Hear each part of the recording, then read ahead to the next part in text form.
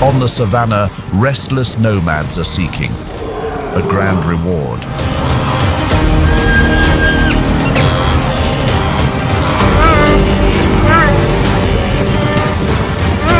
A crowd of rivals.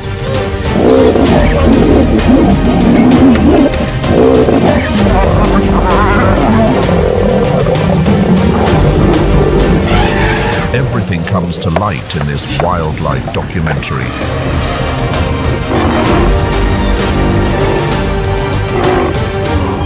Nomadic journey, Savanna's ultimate test of survival.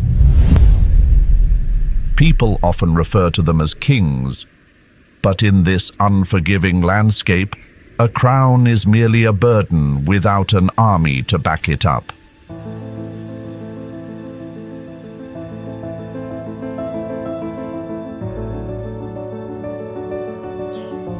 A nomadic male lion. Solitude is not a lifestyle choice. When a male lion is cast out from the pride, it is a whole new ball game. The hunting success rate for a coalition of lions can reach 30%, but for a lone wanderer, that figure drops by more than half.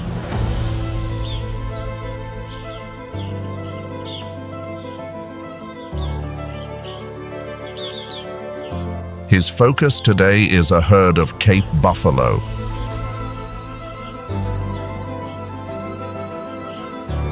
A mature bull weighs nearly 900 kilograms with horns capable of piercing the hide of any hunter. For a solitary lion, engaging a full-grown buffalo is not an act of bravery. It is biting off more than he can chew. He must choose wisely. The lion makes use of every patch of grass, lowering the center of gravity of his 190-kilogram frame to the absolute limit. Every muscle is coiled like a spring. A bittersweet reality, but that is simply the way of the world.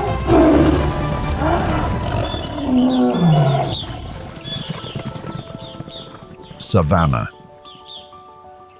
In this place, nature does not build life based on compassion, but on the most rigorous selection. Seen from space, it is a magnificent tapestry of light and dust, but within, energy is constantly recycled through the pursuit and the final transition. Those who find themselves separated from the group are forced to face a stark reality. When the sun rises, they must hit the ground running to outpace the fastest pursuer or stand stronger than the most assertive challenger. Next, let us observe the lone wanderers. Beings that have chosen or were forced into a position where they must face the unyielding nature of the grasslands against all odds without any assistance. If you think a hungry lion is the most daunting sight on the plains, you might want to think twice before crossing paths with an African elephant in a state of must. This is a real-life version of the Incredible Hulk, and it stems from a chemical surge from within. These male elephants are often solitary wanderers. Unlike the peaceful image of a herd guided by a matriarch, the males typically strike out on their own once they reach maturity. They roam or form loose associations until they find a group of females during the breeding season.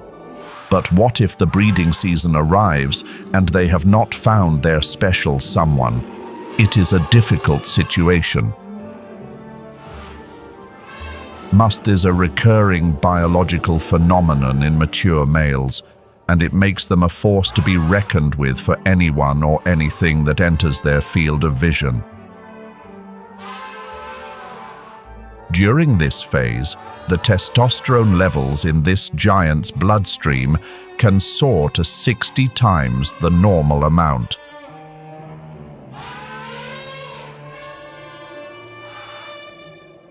It is like drinking 100 cups of espresso all at once, while feeling incredibly intense.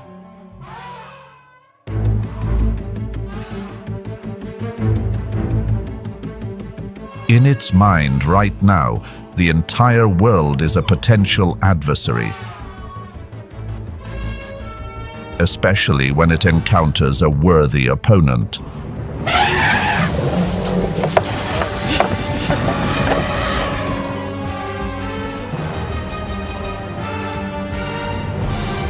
At this stage, the elephant's brain chemistry is heavily influenced by hormones, making them tough as nails as they lose the ability to register physical discomfort.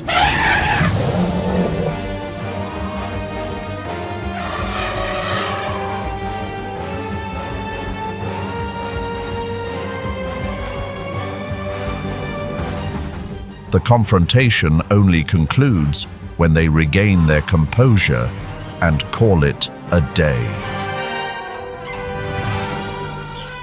Another giant emerges, the only hoofed wanderer that is quite literally head and shoulders above an elephant's field of vision. But this is not a solitary male who is feeling a bit hot under the collar. This is a single mother, and she is right on the verge of welcoming a new life into the world.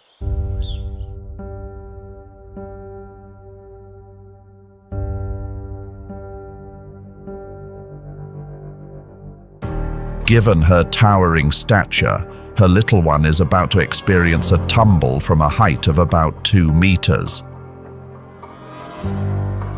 Welcoming a new life into the world is certainly no walk in the park.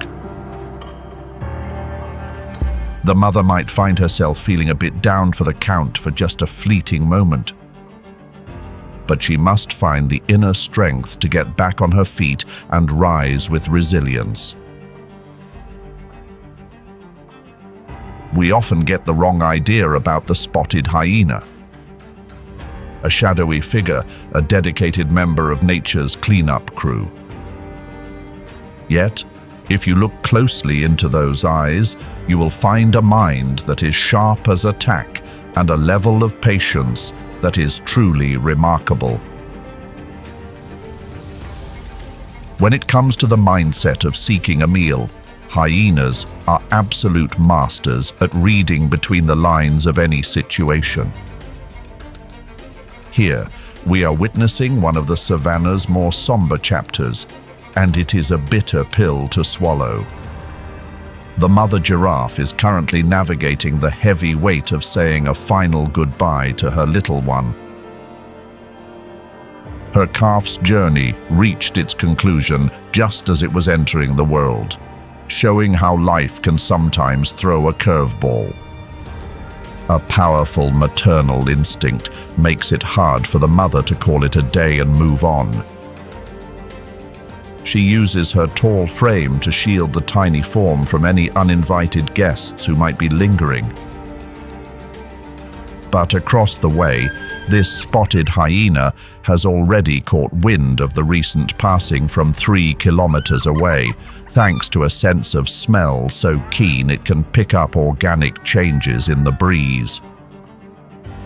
The spotted hyena possesses the most substantial brain relative to its body mass among the meat-eating community of Africa, especially the prefrontal cortex that handles strategizing and finding a way forward.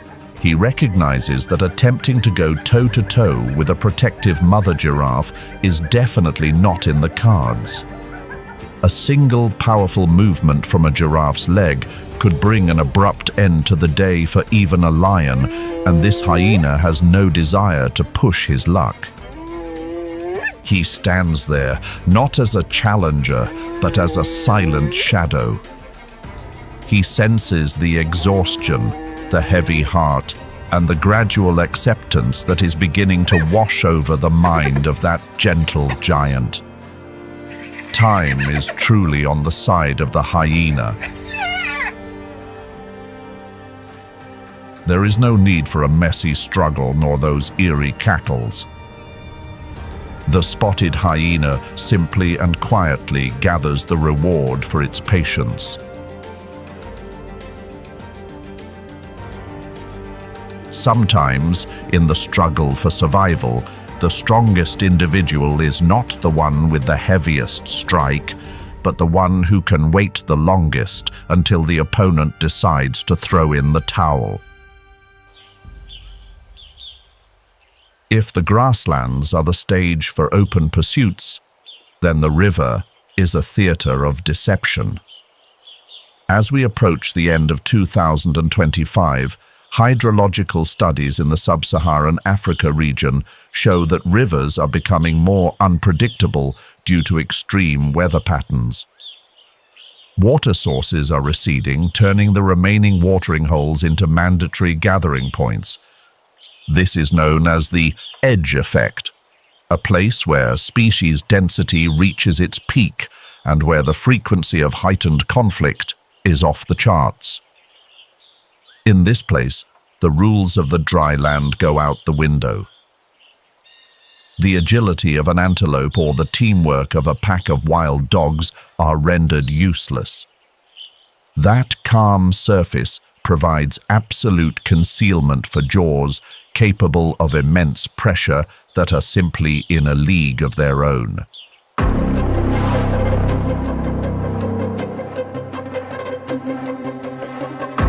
In the Savanna, there is an unwritten rule. Never let your guard down, even if you have just narrowly escaped a precarious situation.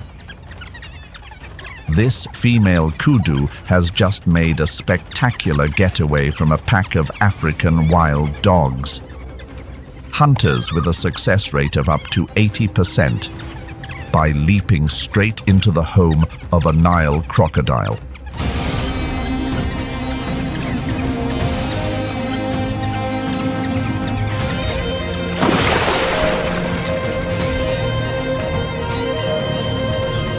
This is not just a creature. It is a flawless biological design that has endured for over 200 million years without needing to change the blueprint. With the length of a small bus and weighing nearly 700 kilograms, this titan is the definition of quiet, patient resolve. We often see them sunbathing together on the sandbanks, but do not let that communal appearance pull the wool over your eyes. Nile crocodiles are extreme individualists. Unlike the pack of wild dogs standing regretfully on the shore, those who value teamwork, this Nile crocodile is a lone gladiator. Crocodiles have the ability to slow their heart rate to just a few beats per minute and remain concealed underwater for hours on end. Their backs are covered in osteoderms, small bony plates that act as armor and a way to regulate body temperature. But the true equipment lies in the jaws. When they snap shut, the pressure creates a force of up to 260 kilograms per square centimeter. To help you visualize, that power is 30 times stronger than a heavyweight boxer's punch and is enough to splinter the femur of a large greater kudu with the greatest of ease.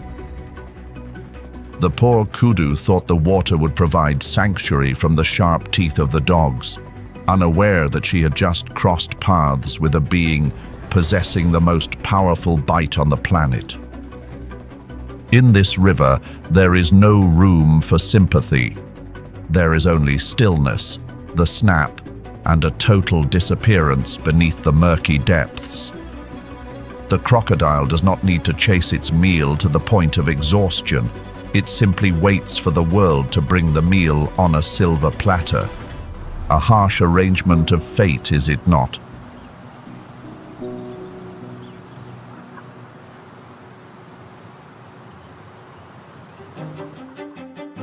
If solitude for a lion is a sentence, for an African wild dog, it is a profound psychological struggle. Imagine you are part of the world's most precise Swiss watch mechanism, and suddenly you find yourself out of gear. This wild dog is facing something even more daunting than physical marks. Broken heart syndrome, or what medical professionals call Takotsubo syndrome in animals. African wild dogs thrive on incredibly tight social connections. When separated from the pack, cortisol levels in their blood soar, weakening the immune system and reflex capabilities. It is not just hurting from the marks upon its skin, it is slowly losing its way due to the weight of solitude. And when you falter, the pursuers appear immediately. The spotted hyena. These are not merely scavengers. They are the most resilient opportunists of the plains. An African wild dog weighs about 25 kilograms, while its challenger weighs twice as much, around 60 kilograms, making this a tall order to overcome. But this wild dog does not simply surrender. It is the spirit of a true warrior. This is a true test of wills. On one side is a hunter full of energy from finding a vulnerable target, while on the other is a lone soul clinging to the last ray of hope to reunite with its family. In behavioral psychology, this resistance is known as the defiance of the one with their back against the wall. If it cannot demonstrate strength right now, it will transform from a hunter into a mere statistic on the hyena's evening menu. This demanding arena does not care who you once were. It only cares how long you can remain upright before the journey ends. From afar, the Great Migration appears as an impenetrable living fortress made of more than 2 million souls. But for the hunters waiting at the edge of the brush, this vast crowd is merely an illusion. The pursuers do not challenge the entire herd. They execute a campaign of forced isolation. The objective is to break the flow of the movement. When a wildebeest is separated from the unified mass of the herd, it becomes a solitary, nameless entity facing its final chapter without any assistance. Nature is quite unyielding when it comes to serving its own brand of justice.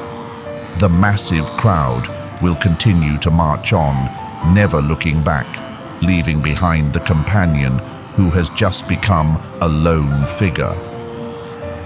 As the dry season approaches, they must step on it to pursue the cooling rains. From this perspective, the migration is not the journey of a collective group, but rather millions of individual struggles unfolding at the same time.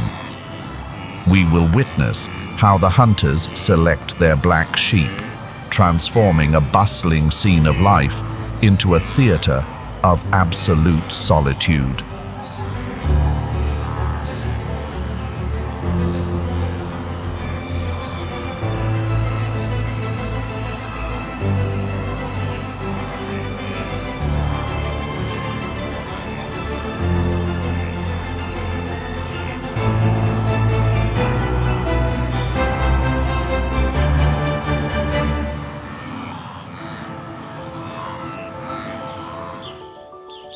The objective for today is the zebra. You shouldn't judge a book by its cover when it comes to those black and white stripes, as these creatures are muscular running machines that truly mean business. A kick from a zebra's hind leg carries enough force to shatter a seeker's jaw if they aren't on their toes. In the world of the lion, the females are the architects of the strategy. Just take a look at how they go about their business.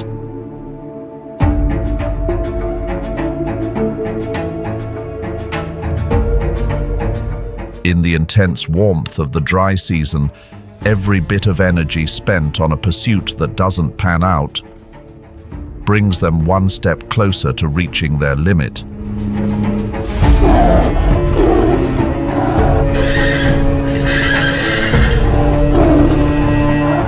Because of that, they make sure to never let any effort go to waste. It is a display of calculated efficiency that truly gets the job done.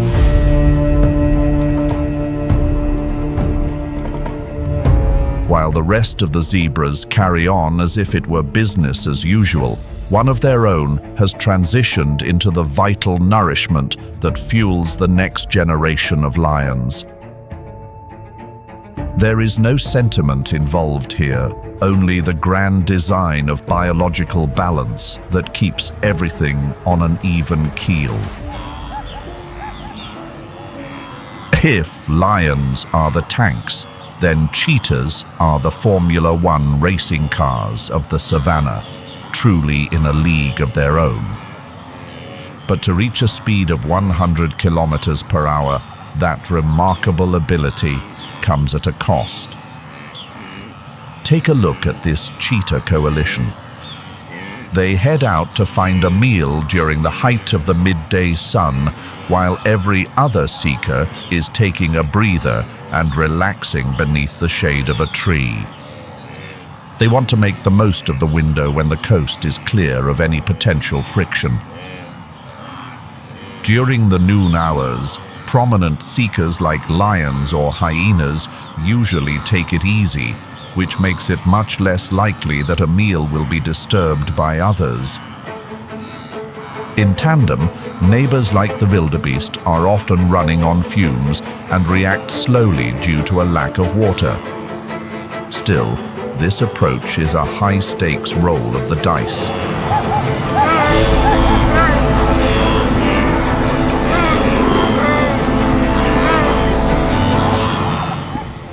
A single cheetah usually doesn't have the physical power to bring a 200-kilogram adult wildebeest's journey to a close on its own. But this is truly where the beauty of teaming up shines through. This encounter often stretches on and leaves both sides feeling like they have run out of steam. The cheetah has to pant heavily to catch its breath and cool down before beginning its meal, and that is precisely when it is at its most exposed. As the world's fastest sprinter, it still finds itself needing to watch its back while eating, worried that its hard-earned reward might be whisked away. It turns out that life isn't always a bed of roses, even when you are a top-tier Olympic athlete. Let's circle back to the huntresses who are enjoying their zebra banquet. Only 2 of them remain, young seekers who are still wet behind the ears and didn't contribute much to the pursuit. There are only slim pickings left, yet they won't even be able to finish their meal to their heart's content.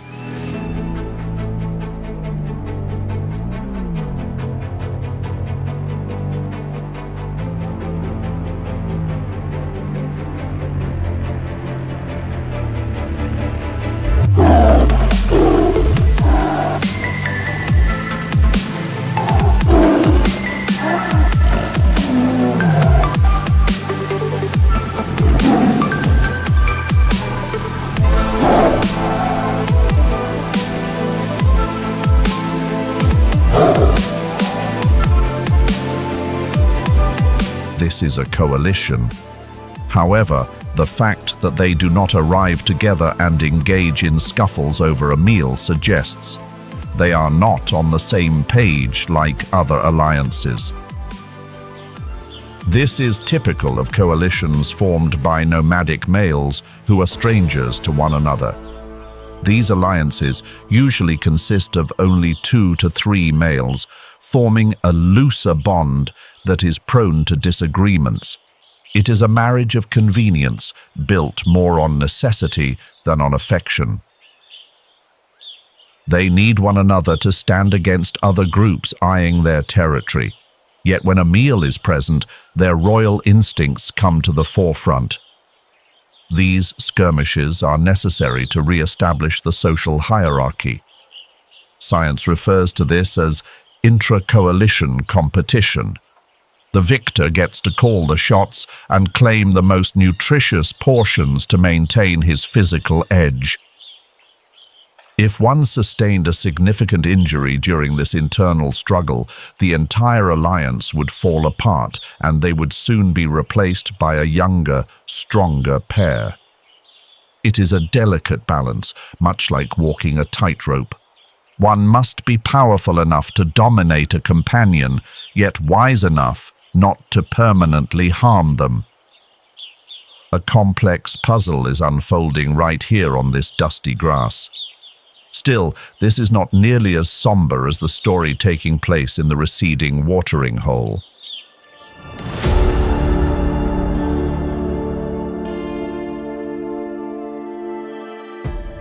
If there ever were a candidate for the title of the most unfortunate youngster in Africa, it would be this little fellow right here. A young hippopotamus separated from its mother during the dry season. For a creature whose sensitive skin requires constant hydration, being stranded on land under this sun can lead to the end of one's journey. But the hardship does not end there. Just look at what he must endure.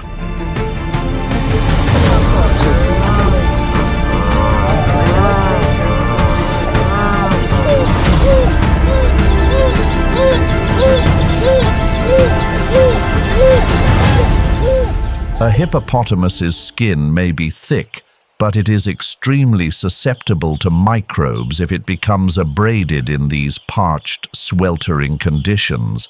This little one has been holding his own like a true warrior, enduring dozens of nips and shoves.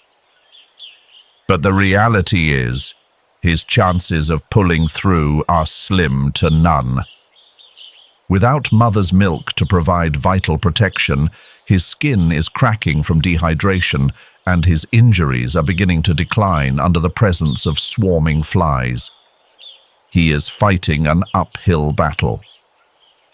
His resilience is truly admirable, but nature does not hand out trophies for effort. Nature only recognizes the final outcome. And here, sadly, the outcome was determined the moment he drifted away from his mother's side. A solitary warrior might just run out of steam before ever having the chance to become a titan of the river. The rainy season arrives. It brings more than just gentle raindrops. It carries a force that can level everything in its path. At this moment, the river becomes a profound challenge for survival. It is a liquid giant ready to sweep away anyone without enough weight to hold their ground. The unexpected occurs. The pressure of the floodwaters can reach several tons per square meter.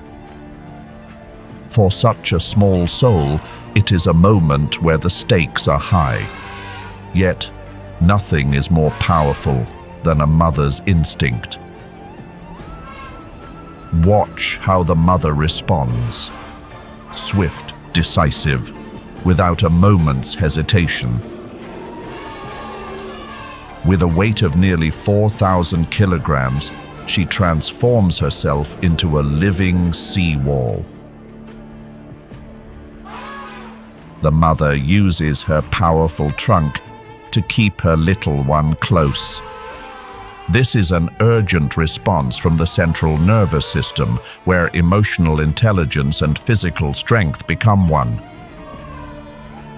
One slip and they could both be lost to the stream. But resilience wins the day. The mother guides her calf close to the bank, safe and sound.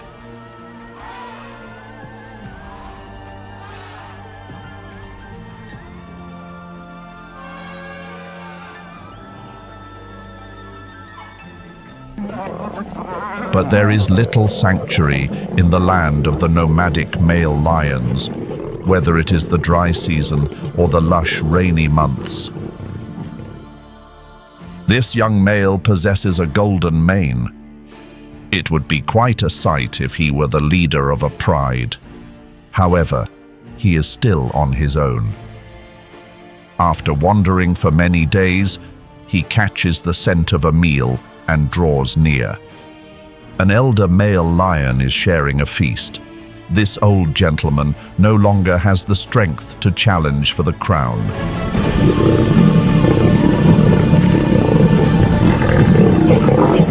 He truly bit off more than he could chew. The youngster mistook the mercy shown to the elder as an open invitation for himself. The result? A decisive confrontation. Why such a stern response? Because the leader knows that a well-fed young competitor will grow strong. And a strong lion will soon return to give him a run for his money. Without food, the youngster will lose his edge, and the leader's position will remain secure. A victor rises, his mane soaked with rainwater and crimson, letting out a roar to claim his territory.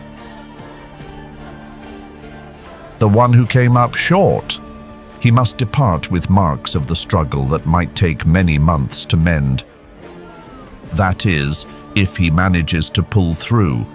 Here, glory belongs only to the last man standing.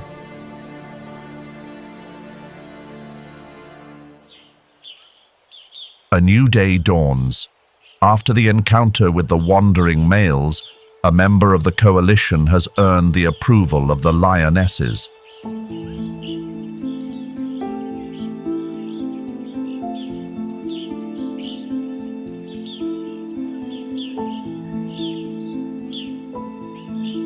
The pride is in need of a leader, and he is the cream of the crop. Why do the females accept him? Take a look at that mane. A dark and thick mane signifies high testosterone levels and even greater prowess in a struggle. In the eyes of the lionesses, he is the real deal to ensure the next healthy generation. Mating season is drawing near. This ascension occurs with surprising speed. These female hunters lower themselves to show their respect. It is a necessity to maintain the strongest bloodline.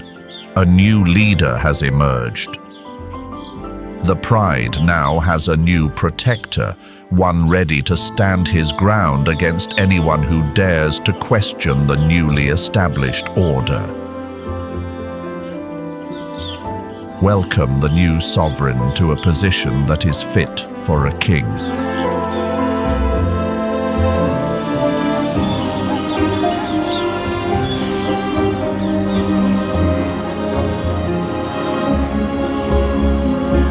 The migration season draws to a close, and the long-standing citizens of the Savanna are returning home.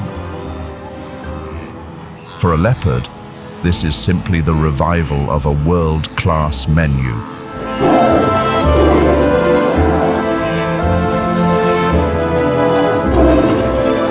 Proud, solitary, and spot-on with its precision. With highly developed muscles in its shoulders and neck, a 60-kilogram leopard can carry a meal weighing twice its own body weight up 5 meters into a vertical tree. Why put in such an effort? Because he knows that down on the ground, a stern reality is lurking. The rewards of a perfect hunt can be taken away in the blink of an eye by those with greater power but less motivation to do the work. The leopard takes pride in its skill. It looks down on the world from above, enjoying its meal in absolute solitude, feeling like it is on top of the world.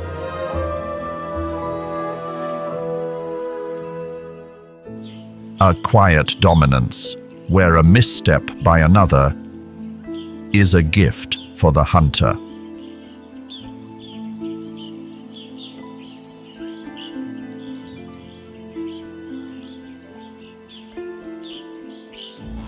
As the migration returns, the lionesses cannot look the other way. They have waited for a very long time throughout the dry season for the moment when millions of others return to the plains.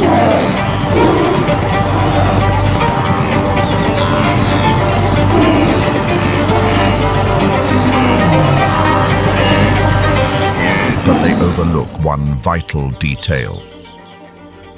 In the world of lions, this is known as the feeding hierarchy.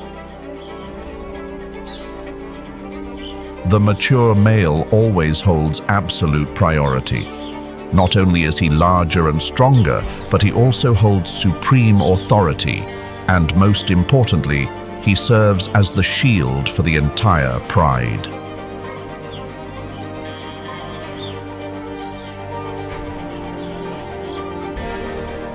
All those who were previously enjoying the meal are encouraged to move aside.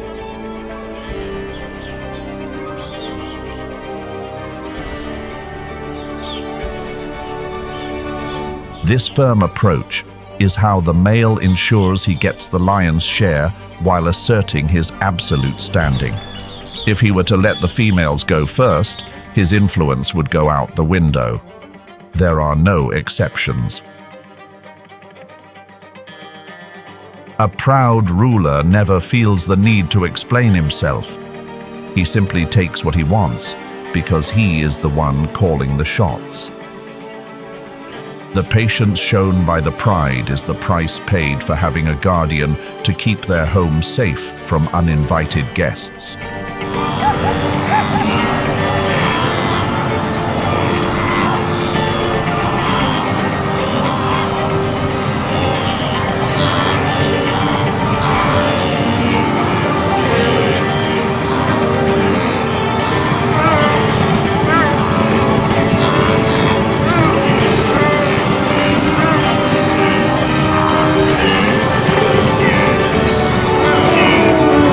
This is a moment of unvarnished truth. After putting every ounce of energy into that remarkable sprint, the cheetah is in its most delicate state. Its body temperature has reached a critical level, and its lungs are yearning for oxygen. And then the prideful sovereign appears.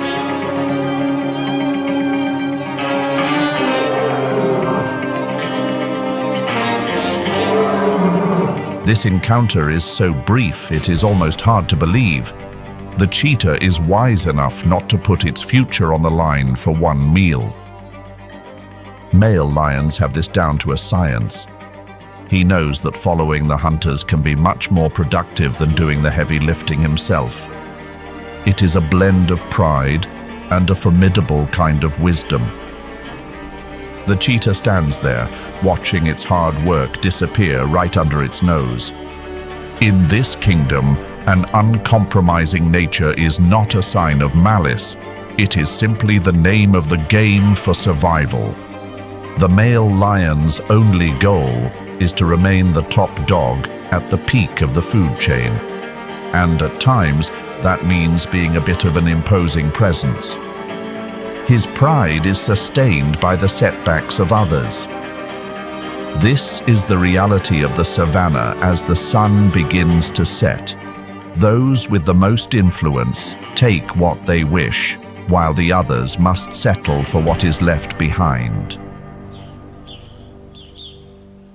After having its meal claimed by a male lion and being encouraged to move along, our cheetah wanders into a whole new territory.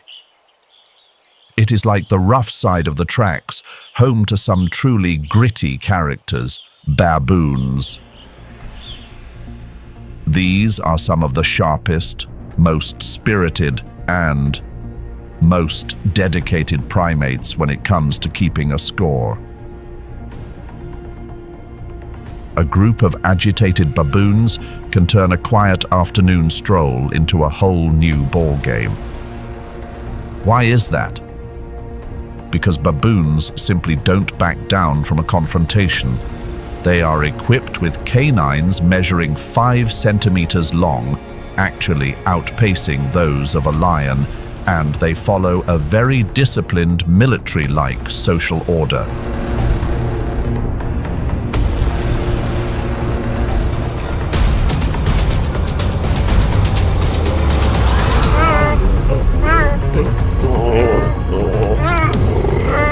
The one who has more at stake is usually the one who decides to beat a hasty retreat. For that reason, our feline Ferrari decided it was best to simply turn right back around. If the cheetah is the definition of finesse, then this is a whole different animal of raw, unbridled power.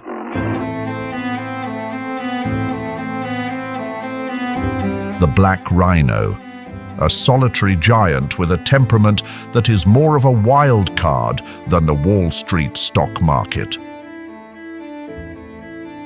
Scientists have observed that even though their vision is nothing to write home about, as they cannot see anything clearly beyond 30 meters, their senses of smell and hearing function like high-grade military radar.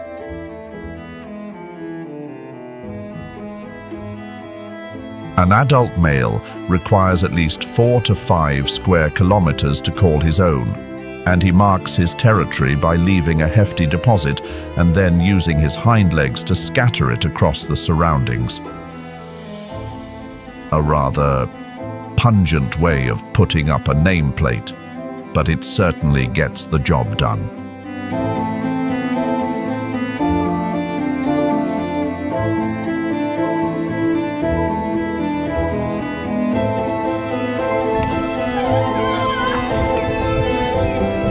The clash of the living tanks. There is no specialized technique, no clever maneuvering to step aside, just pure muscle and the resilience of skin that is 5 centimeters thick. An impact from a rhino's horn can lead to deep health complications or internal fluid concerns. The individual who ends up behind the 8 ball during these territorial disputes may eventually become an opportunity for others, the scavengers.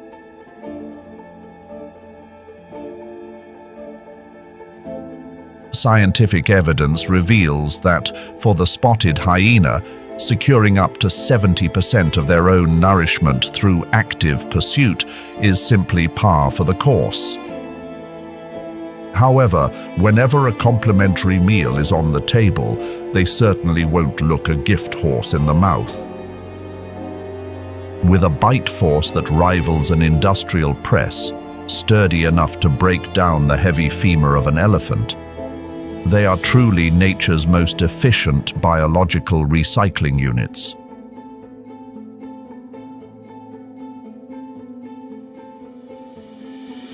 The black-backed jackals are like the sharp-as-a-tack legal experts arriving at the scene of the event. They are not equipped to stand toe-to-toe with the hyenas, so they opt to skillfully whisk away small morsels instead. They are swift, daring, and always ready to seize the day when an opportunity appears. The coordination between the hyenas and jackals ensures that not a single milligram of protein is left to waste. But if you happen to think they are the final members of the cleanup crew, you are barking up the wrong tree. Just take a look up at the sky. Ature's very own high-altitude surveillance drones. Vultures can soar as high as 11,000 meters, matching the cruising altitude of a commercial airliner, just to catch a scent of things returning to the Earth.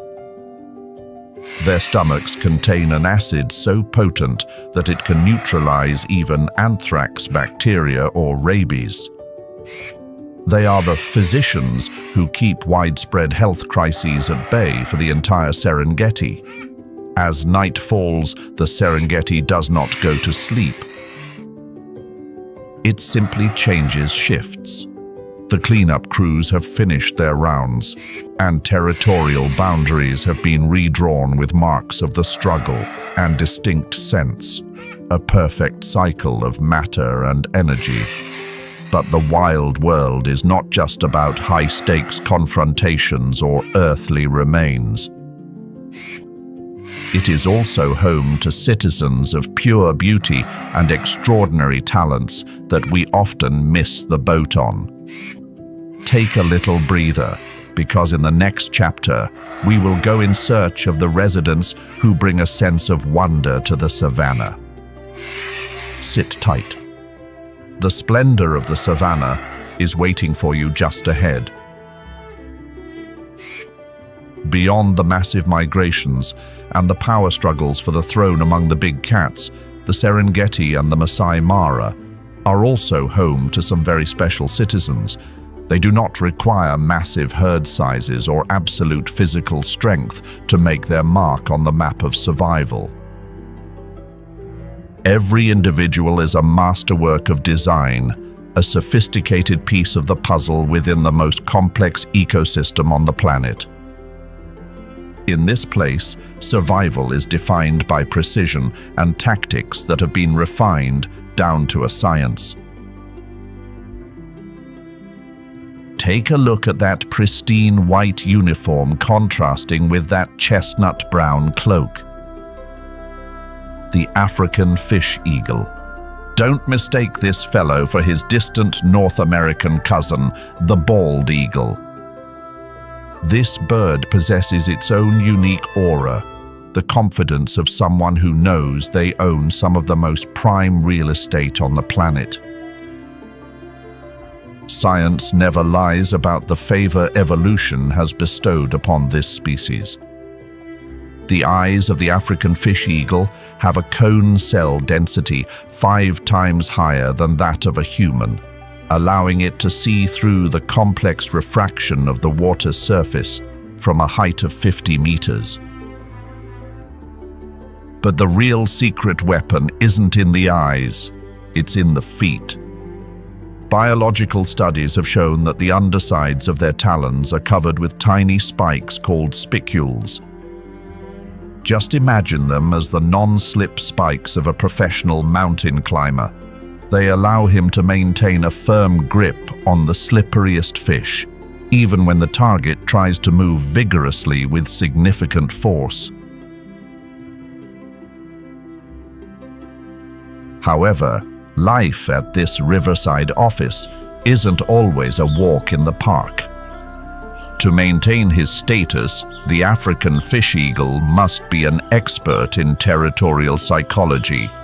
See that dry branch over there? From this spot, he lets out a resonant call, a melody we call the voice of Africa. In reality, though, it's a formal announcement of territorial ownership for an individual or a pair. Field research at Lake Victoria shows that African fish eagle pairs remain loyal to each other for a lifetime. They also have the ability to coordinate efforts to encourage larger predators like the African harrier hawk or even the marabou stork to move along if they dare to venture near the nest. Precise down to the millisecond. That isn't luck. It's the result of a brain programmed to solve physics problems regarding angles and resistance. But even with all that talent, there is often more than meets the eye. The African fish eagle is a professional outlaw in its own right. If he spots a heron that has just secured a delicious fish, he won't hesitate to stage a daylight heist.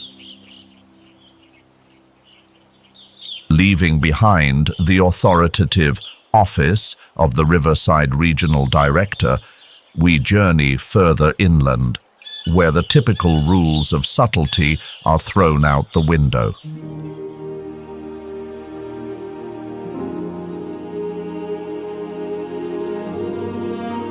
In the Serengeti, if you don't possess the sheer strength to overshadow others, you must have an appearance that simply cannot be ignored. And right here, on the parched branches of the acacia thorns, we encounter a fellow who is doing exactly that in the loudest way possible. With at least 8 different shades of color across its body, this creature looks like the palette of an impressionist painter that has just been tipped over. Folks call them the jewels of the sky, but don't let that dapper appearance lead you astray. Behind those technicolor feathers is the heart of a true competitor, a punk rock character who is fearless to a fault. But why are they so radiant in a land filled with dust and camouflage? The answer lies in the concept of structural coloration. The brilliant turquoise on their wings doesn't just come from pigment, but from the way microscopic structures on the feathers interact with light. Even more fascinatingly, avian vision data indicates that the lilac-breasted roller has the capacity to see the ultraviolet spectrum. This means that to other birds, this stylish fellow is even more dazzling and prominent than what human eyes can perceive. It is a vibrant advertising system announcing, "I am in the pink of health, I have excellent genes, and this territory is mine."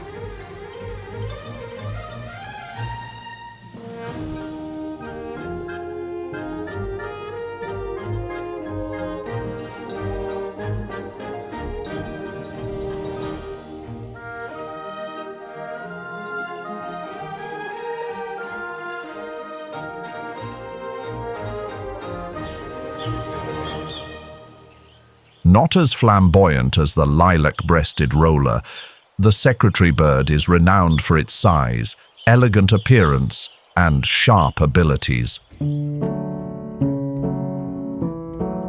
With long black feathers extending from the back of its head, resembling the quill pens of a Victorian-era secretary, this creature possesses an unmistakable look. But don't let that office appearance pull the wool over your eyes. This is a professional specialist optimized for close-range interactions on the ground.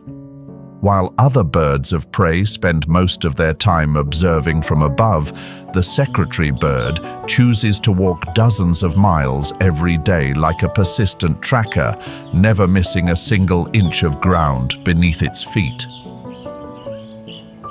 A single strike from a secretary bird can generate an impact force of up to 195 newtons. Let's run the numbers.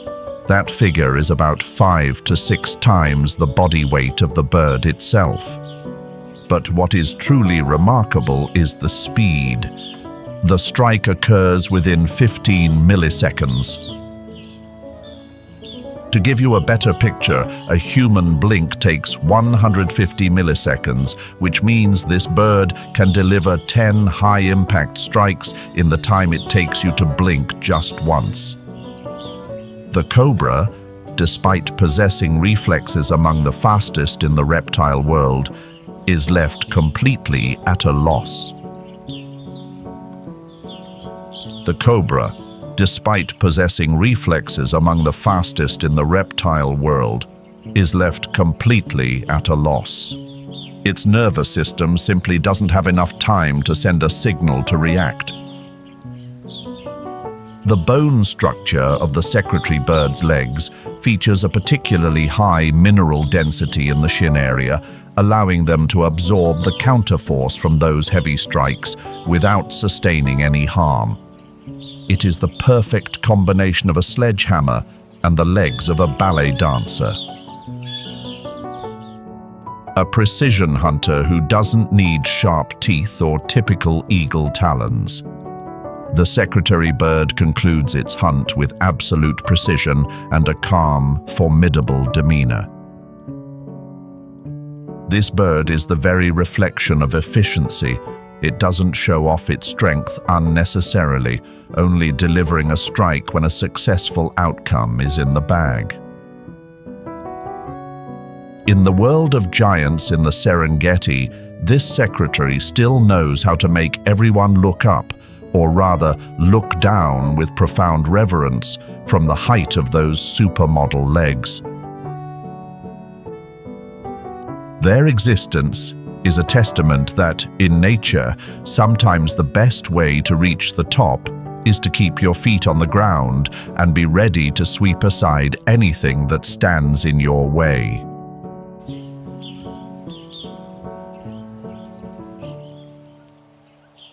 If you think you have seen everything on these grasslands just because you have a pair of expensive binoculars, then you'd better brace yourself to be fooled. Out in the borderlands between the savanna and the dense forest, nature does not play a straightforward game.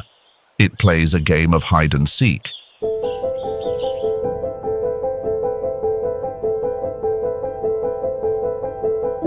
And in that game, there is a character who has elevated the act of vanishing into a sophisticated art form that makes even the most seasoned trackers second-guess their own vision.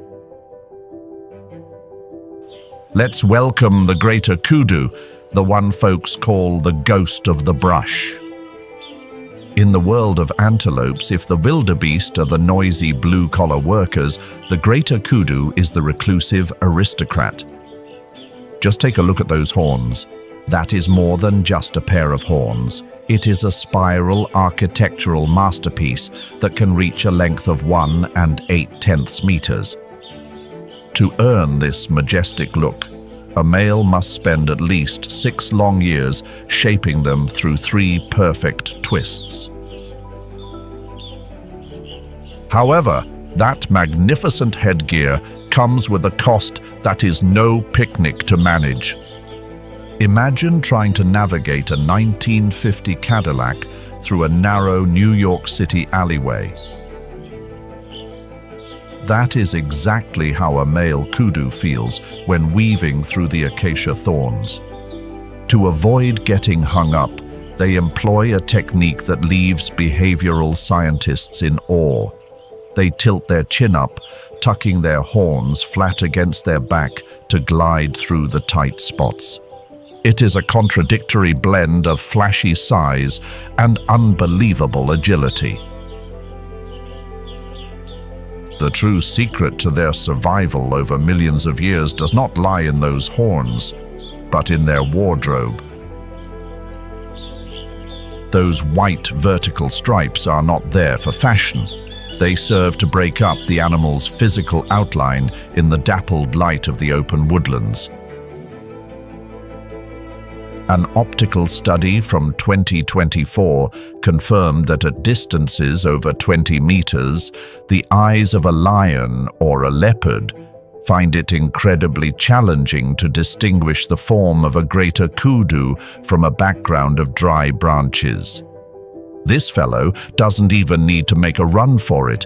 He simply remains still and lets the laws of physics regarding light handle the rest.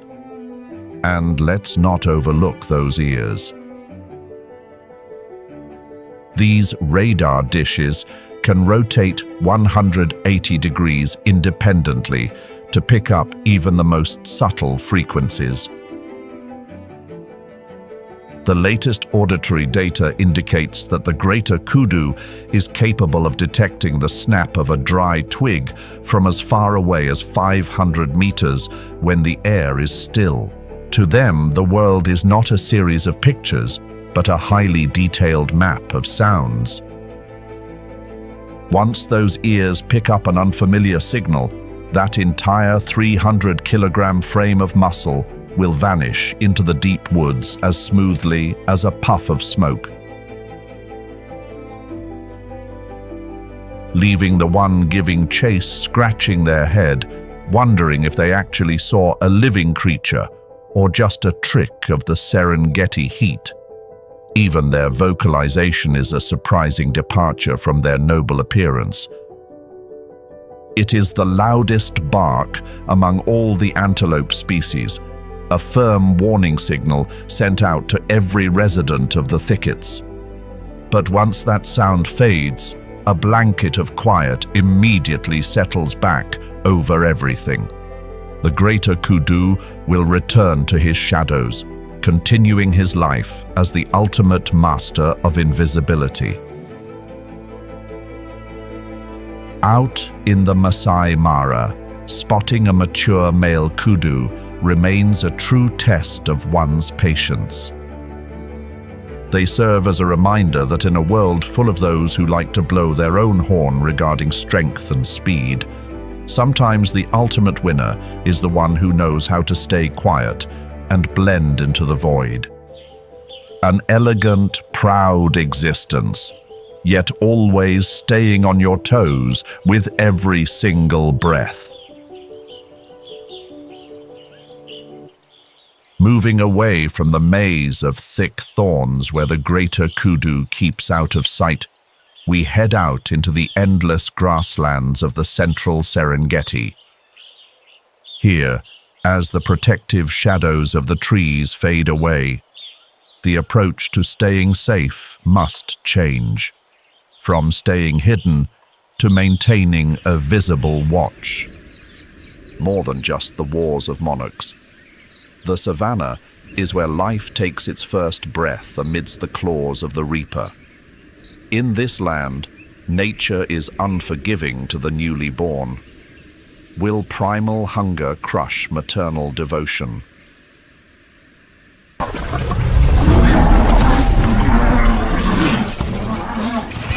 Wild Savanna,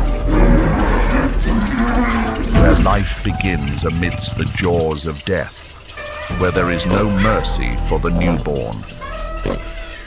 Killer instinct or maternal love, which will prevail? Leave your predictions below and stay tuned for the nature animal documentary of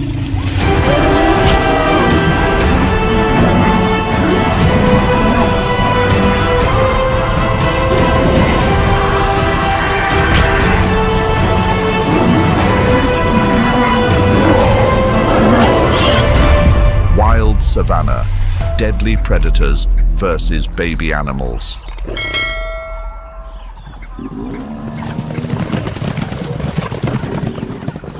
On the chessboard of survival of the Savanna, the Maasai giraffe stands as a giant watchtower. But to claim that sovereignty, they must survive one of the most brutal births in the natural world.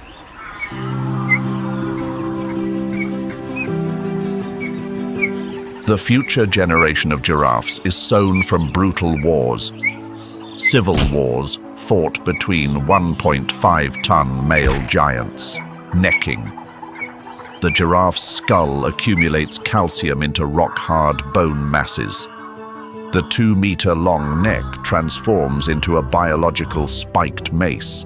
The centrifugal force from the neck swings, generates enough kinetic energy to cause internal trauma to the opponent. There is absolutely no mercy. Only the victor earns the right to continue the bloodline. But a grim reality awaits the future giraffe generation. After 15 months in the womb, they enter the world with a 2-meter drop.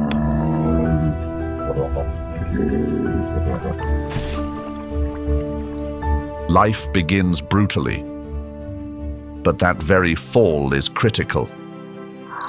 It is the shock needed to jumpstart the lungs, but the very moment the calf gasps its first breath, the predators take notice. The scent of blood and amniotic fluid spreads through the air, acting as a deadly invitation to every assassin on the savanna. Nature does not tolerate weakness. The giraffe calf must stand and move within 30 minutes. The fragile skeletal system must immediately bear the burden of a 60-kilogram body on trembling legs.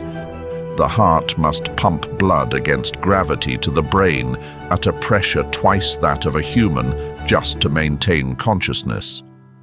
If they are not quick, the young ones will never have the chance to tread the savanna grass again.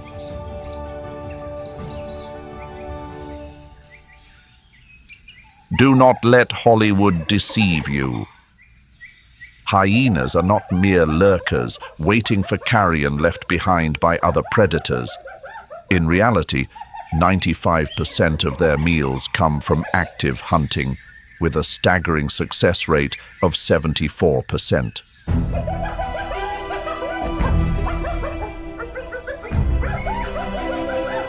Typically, a hyena hunt is a long-distance endurance chase. A massive heart, constituting nearly 1% of their body weight, allows them to run continuously at 60 kilometers per hour. The prey's stamina is drained until it collapses completely, and jaws with a bite force of 1,100 pounds per square inch instantly extinguish the prey's life. But today's hunt will likely not require such exertion. The giraffe calf is still too weak, an easy meal for the ferocious hyena pack. A towering height of 5 meters grants the mother giraffe a commanding vantage point. She quickly detects the danger. Stomps carrying the kinetic energy of an 800-kilogram body can shatter hyena bones instantly. The meal is not as easy as the hyenas thought. They decide to retreat. There is no shame, for they are accustomed to the brutality of the savanna. Hyenas have had to fight for survival from the moment of birth. Siblings tear into each other to compete for the protein-rich mother's milk. About 25% of hyena cubs die from being killed or starved by their own siblings in the first weeks. The phenomenon of neonatal siblicide is nature's most ruthless rule of elimination. As for the giraffe, today is perhaps a lucky day. But the vast savanna still harbors many other risks.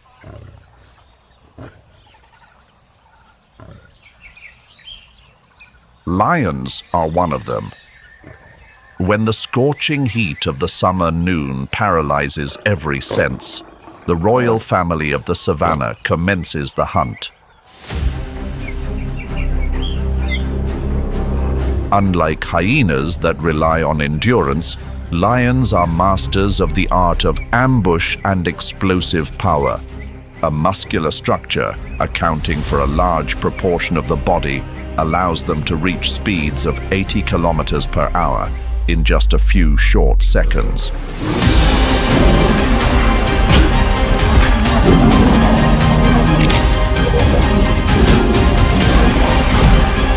But defense is only a temporary solution. Faced with the raw power of the savanna's apex predator, fleeing is the wisest decision. The defensive kicks of the prey begin to make the lions wary. The giraffe's rear leg musculature is designed like compressed springs, storing energy for explosive release. A single precise kick is sufficient for the mother and calf pair to make their escape. The lion pride, accustomed to the status of dominant rulers, is left shaken by this ferocious resistance. Their perfect hunting formation is shattered, their coordination dissolving against the prey's sheer will to survive. They pant heavily, casting a regretful gaze toward the two giraffes fading into the distance. A disastrous start to the hunt. If you were a giraffe facing a predator on the savannah, would you choose to fight a lion or a hyena? Leave your choice in the comment section below.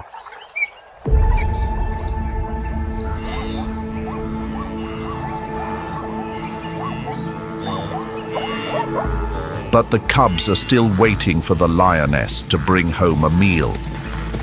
And fortunately, the greatest migration of the African savanna has appeared. On the survival stage of East Africa, the Great Migration resembles a massive military campaign. Over 1.5 million wildebeest assemble into an expeditionary force to cross the lands of death. They seek out greener pastures. Their survival tactic relies on the law of predator satiation. Sheer numbers will saturate the hunting capacity of the enemy.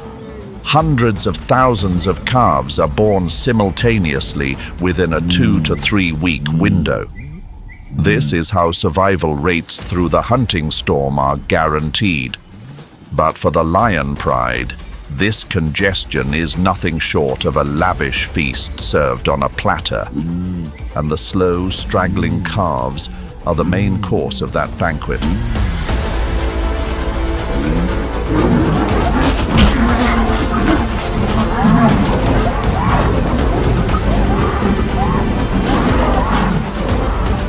Like the giraffe, the wildebeest does not succumb easily.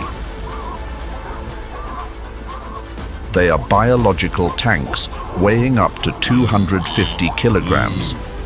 The alarm signal spreads through the herd swarm intelligence faster than any telecommunications network. Curved horns and solid muscle mass, forged over thousands of miles, are pointed straight at the enemy. The wildebeest calf has returned to the safety of the family circle. That marks the end of the lion's hunt.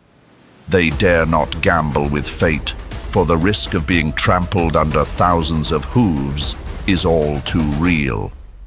The lion pride watches in helplessness, realizing their power has limits against the strength of unity. In this kingdom, a unified collective is an impregnable fortress. Unity has forced even the apex predators to bow their heads. Not far away, another fearsome predator of the savannah is facing a similar plight. The cheetah. This is the most perfect speed machine nature has ever designed, a living Ferrari running on flesh and blood. A spine flexible as a coiled spring, and non-retractable claws provide absolute traction.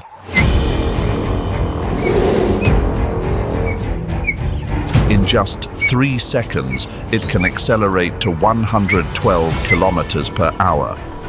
That speed allows them to target agile prey like the impala. The cheetah activates burn mode. The heart rate skyrockets to 250 beats per minute. Oxygen is continuously pumped to the overloaded muscle mass, but the impala mother does not give up her offspring easily. An outcome beyond the predator's calculations.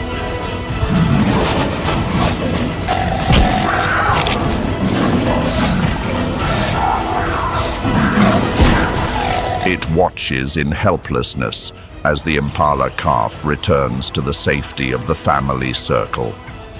As for the cheetah, this injury is nothing short of a death sentence. Even if it survives, it will no longer possess the ability to hunt. Once again, maternal love has spoken. That invisible strength has become the most formidable weapon against the savannah's apex predators. Lion, cheetah, and spotted hyena, which predator impressed you the most? Leave your comment below. But not every mother chooses the path of confrontation. Sometimes stealth is the best option to protect fragile new lives. The young are ordered to dissolve into the dust, vanishing completely behind a camouflage curtain of dry grass and shadows. This is a tense battle, where absolute silence is the only shield against the keen olfactory senses of death. That is how the warthog protects its litter from the claws of the lion pride. The predators, having been defeated earlier by the giraffe, are now prowling for a new meal. Hunger does not drive them to recklessness. The hunt always begins with stalking and careful calculation. When the gap closes to less than 30 meters, the hunt truly explodes.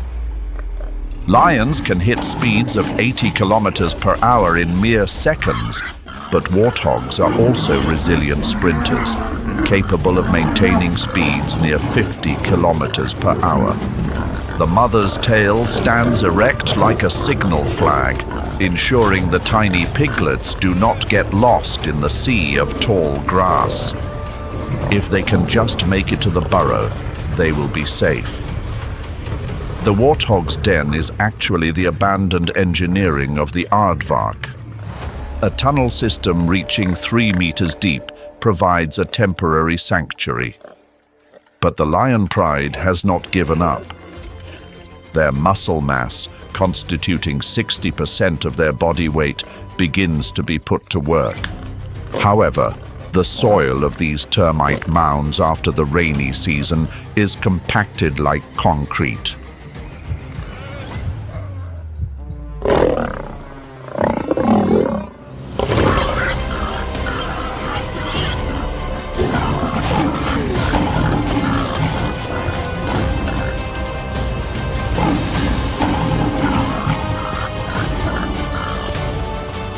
The meal has slipped away by a hair's breadth. Bad luck has not yet released its grip on the lion family in today's hunt. But not every prey animal possesses a ready-made burrow system like the warthog.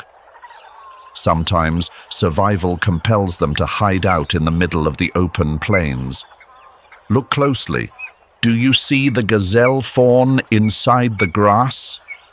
Born from the perfect union of sacred maternal love and the calculated wisdom of evolution.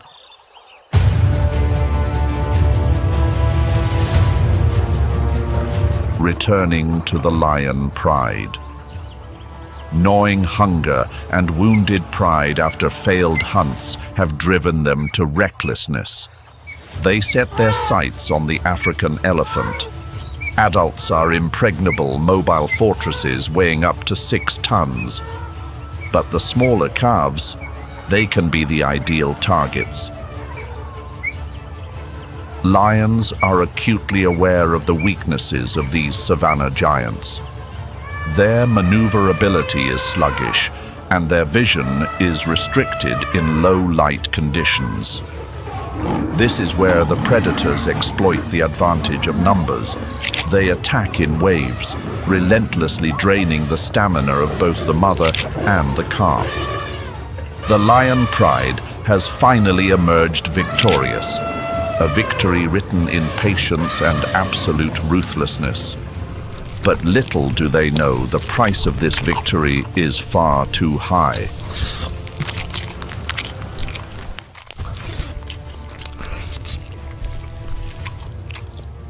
Which species' maternal instinct and protective defense impressed you the most?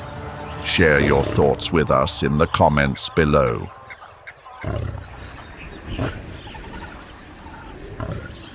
While the hunters are engrossed in the battlefield, the lion cubs back home are left more vulnerable than ever. A herd of Cape buffalo has encroached upon the territory of the king of the grasslands. Detecting the scent of the enemy, but finding the warrior defenders absent, the herd decides to launch a preemptive strike. a brutal campaign of cleansing.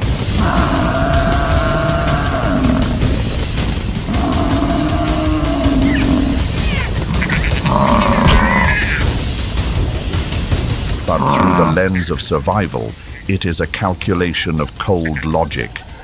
Killing a lion cub today is synonymous with saving hundreds of buffalo calves in the future.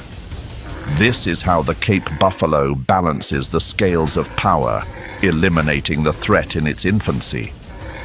They seek to ensure that the enemy's dynasty will have no successor.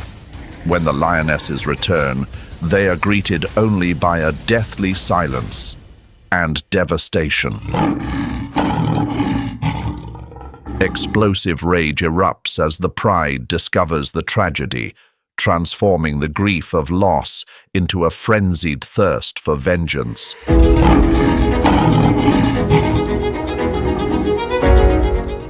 The kings and queens let out an earth-shaking roar, declaring war on the retreating armored legion.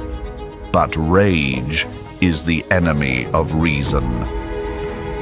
In warfare, the one governed by emotion is the one destined for defeat. The phalanx formation is the Cape buffalo's most impenetrable line of defense.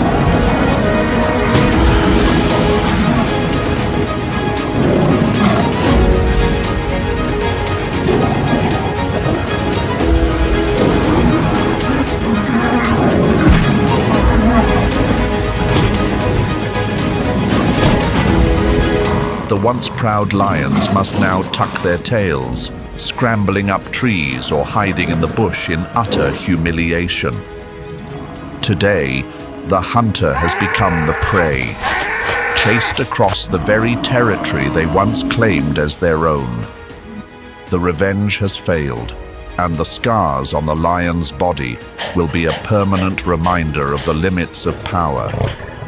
In this savage kingdom, no god is immortal, and even those at the top of the food chain can be dethroned. To maintain a legion capable of challenging the kings, the reproduction of the Cape buffalo is not a matter of chance, but a military strategy. They do not give birth sporadically. They orchestrate the arrival of the next generation simultaneously, creating a massive demographic wave. The timing of mating is calculated with precision to coincide with the end of the rainy season, when nutritional resources are at their peak. The gestation period lasts 11.5 months, one of the longest among herbivores, ensuring the embryo reaches full development.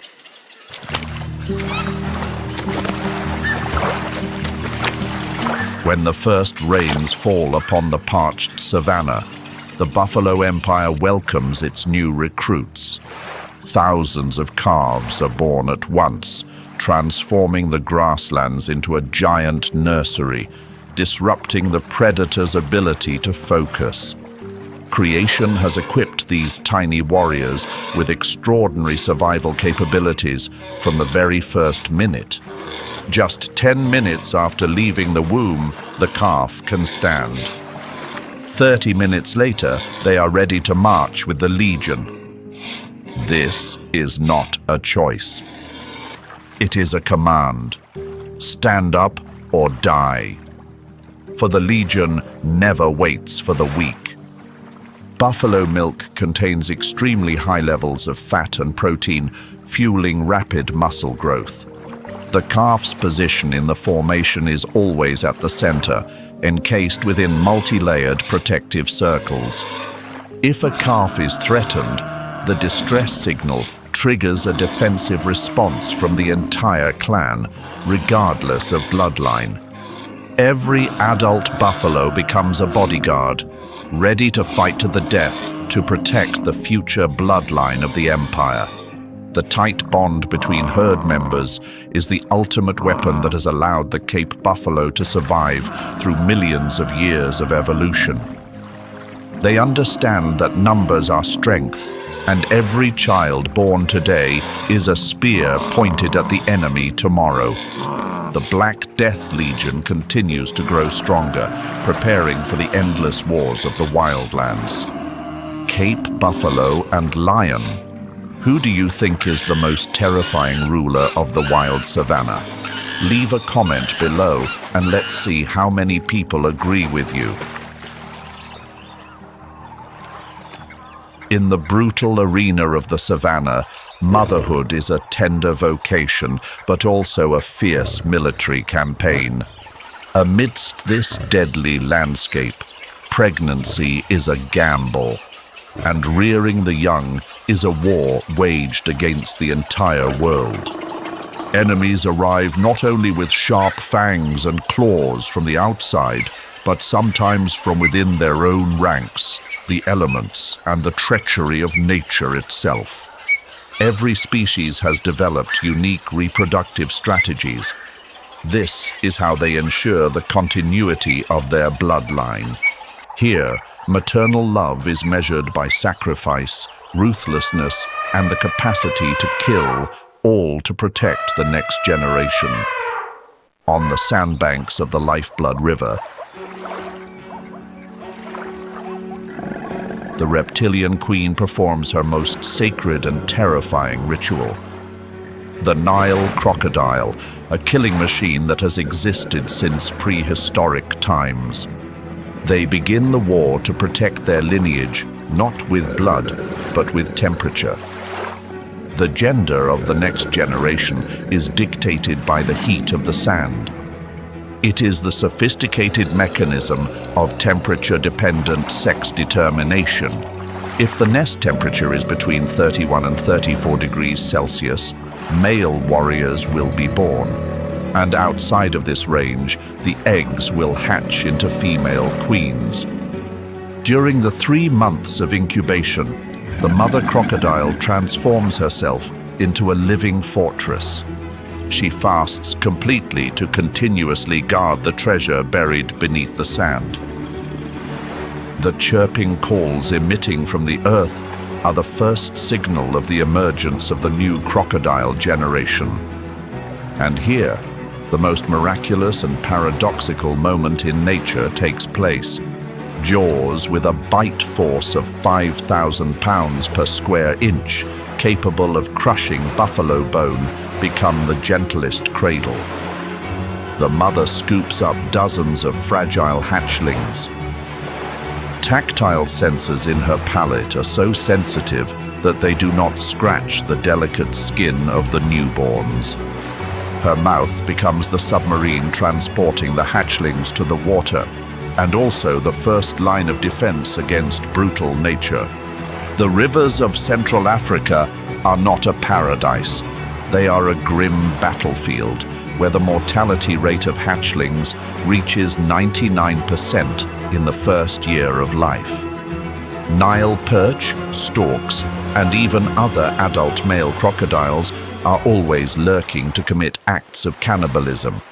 The mother must become a sleepless bodyguard, ready to tear apart anyone who dares to approach her brood hiding in the reeds.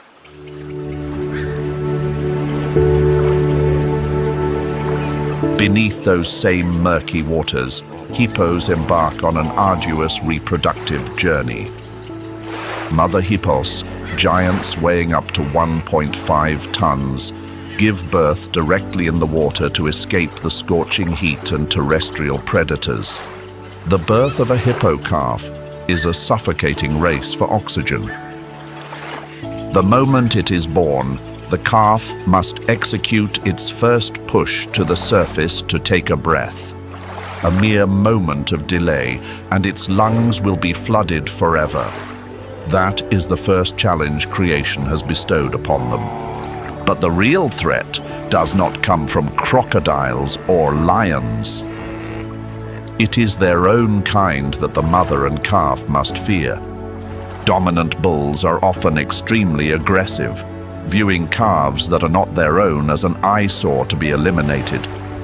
Infanticide is a constantly haunting ghost, forcing the mother to isolate herself from the pod to protect her child. And that is when the power of maternal love reigns supreme.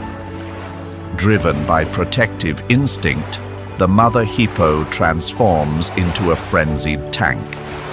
She is ready to wield 50-centimeter tusks to attack anyone, even males twice her size. Conversely, when danger passes, she reveals her gentle nature.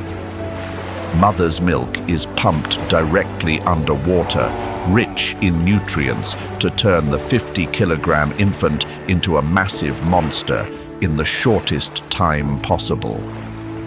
When moving on land, the calf always walks close to its mother's flank, shielded by a wall of flesh and fat tens of centimeters thick.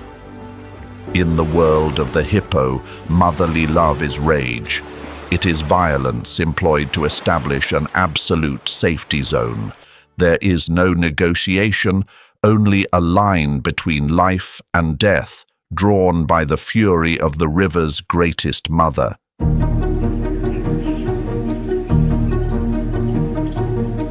However, the fury of the hippo is not yet the most terrifying. For in the dense thickets of the savanna, the black rhinoceros still lurks like a giant phantom. Unlike their white rhino brethren who live in herds, they are solitary assassins. Their life is a sequence of days spent in hiding, paranoid, and always in a state of combat readiness. A gestation period dragging on for 15 to 16 months is the time the mother prepares for the birth of a perfect replica. The black rhino calf is born with heightened alertness, inheriting the aggressive nature of the clan. A unique tactical trait distinguishes them from the white rhino. The calf always walks behind the mother. This allows the mother, with her keen hearing but poor vision, to act as the vanguard, clearing the path.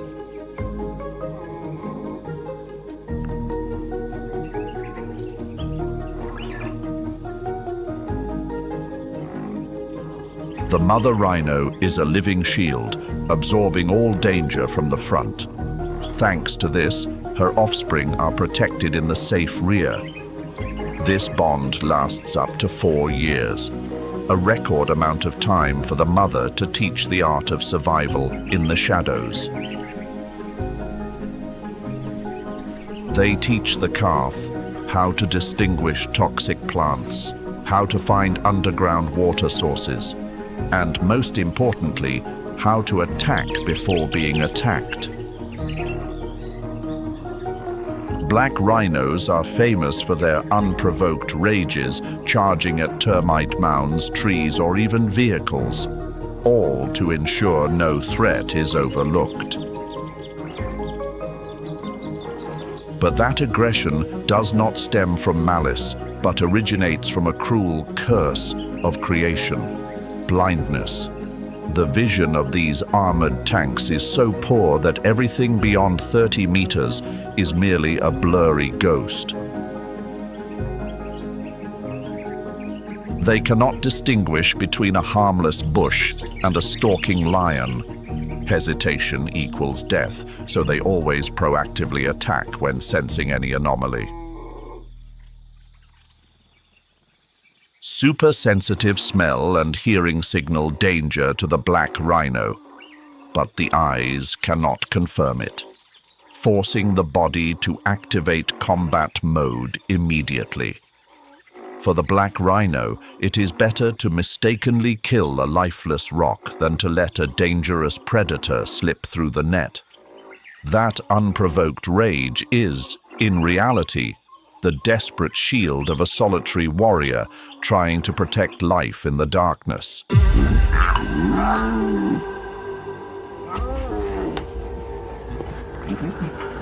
The danger of the black rhino is one of the primary reasons they earned their rank in the Big Five of wild Africa. This is the roster of the 5 most dangerous and difficult to hunt animals. It originated in the 19th and 20th centuries among Western big game hunters. The list includes African lion, the perfect ambusher, ready to charge the hunter even when gravely wounded.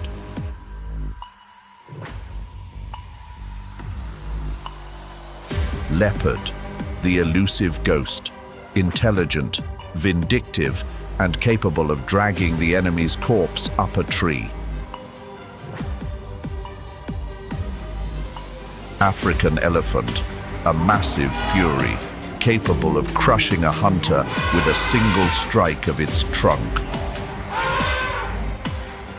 Black rhinoceros, the blind tank, attacking anything that moves with uncontrollable aggression. Cape buffalo, the Black Death, the animal that has killed the most hunters, famous for its behavior of ambushing the stalker.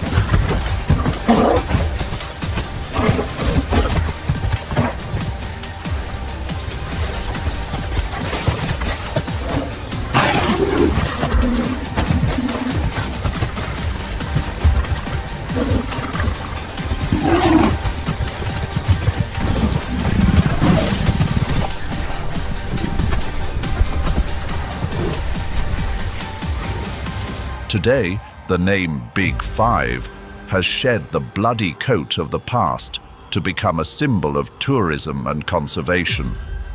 But deep down, this title remains a reminder of supreme authority. These are the ones who never easily bow their heads to death.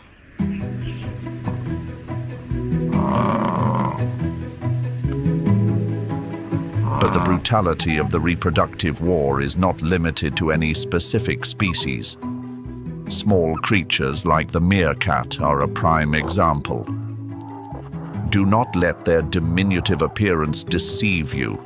The society of these meerkats is one of the most brutal dictatorships on the Savanna. Power is concentrated absolutely in the hands of a single female. The Alpha Queen, the matriarch.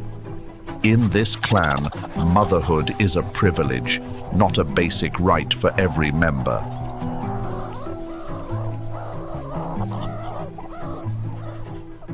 To ensure resources for her own offspring, the queen is willing to commit acts of chilling cruelty.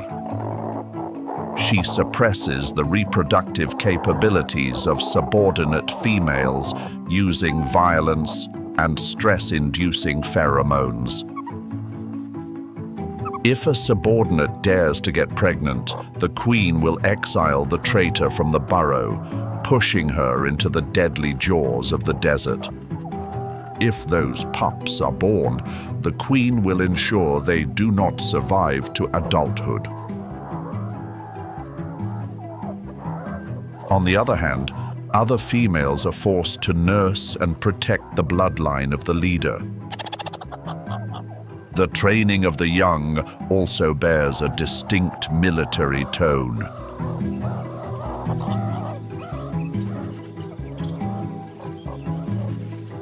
Meerkats are the only species that actively teach their young how to kill. Adults bring back scorpions with their stingers bitten off, tossing them to the pups to practice combat skills. They create tiny warriors, knowing how to face venom and death from the moment they are weaned. Under the iron rule of the queen, the meerkat clan operates like a well-oiled machine, where the individual must sacrifice for the benefit of the leader.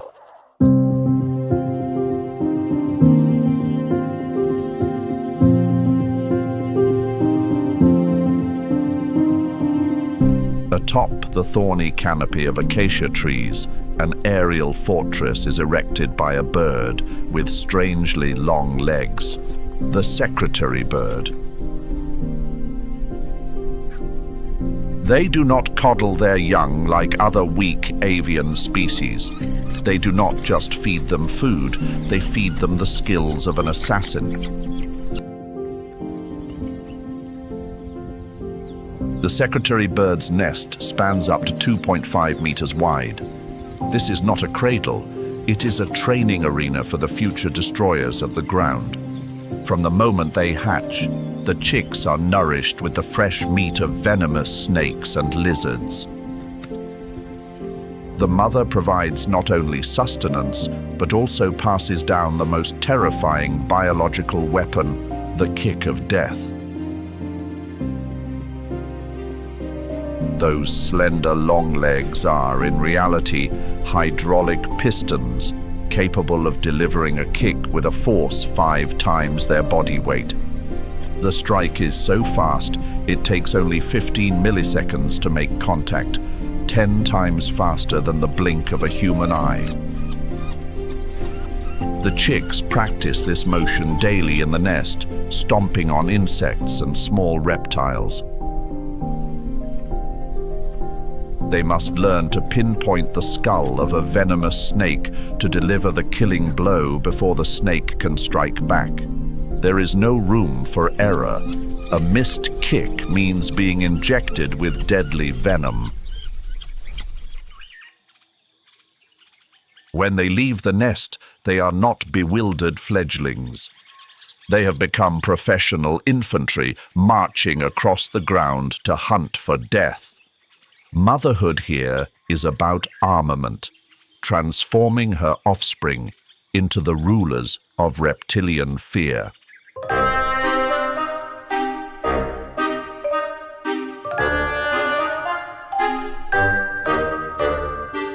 Amidst the chaos of the outside world, the Hornbill family chooses to construct a doomsday bunker for survival. Their reproductive strategy is voluntary imprisonment, an absolute sacrifice of freedom by the mother.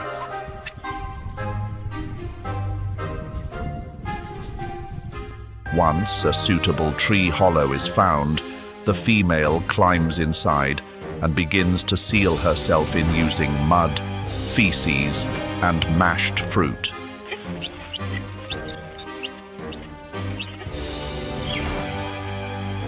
She constructs a fortified wall, leaving only a narrow slit just wide enough to pass her beak through.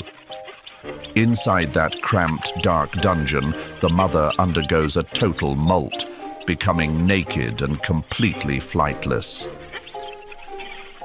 They are wagering their lives and the lives of their chicks on the loyalty of a single individual, the male outside. The father becomes the sole provider, making hundreds of trips a day to feed the entire family through the tiny slot. If the male dies or abandons them, the family behind the wall will starve to death, transforming the nest into a collective tomb. This dependence is the greatest gamble of trust in the animal kingdom. Inside the darkness, the chicks grow up absolutely safe from snakes, monkeys, and hawks. When the young are large enough, the mother breaks down the wall, stepping out into the world with new plumage, completing the mission of a magnificent prisoner.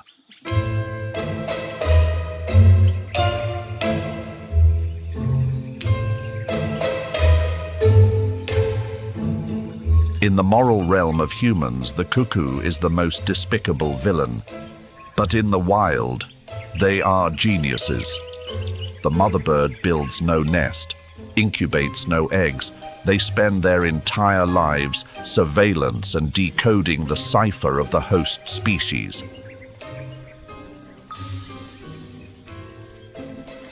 Once the intelligence is gathered, they lay their eggs in another's nest with a mimicry capability so perfect it is terrifying.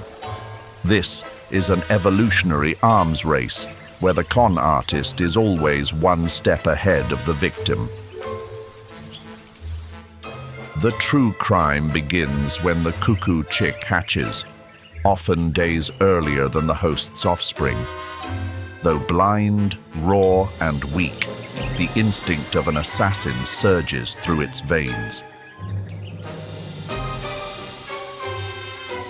Using a specially developed hollow in its back, it painstakingly heaves every single host egg out of the nest, sending them crashing to the ground to shatter.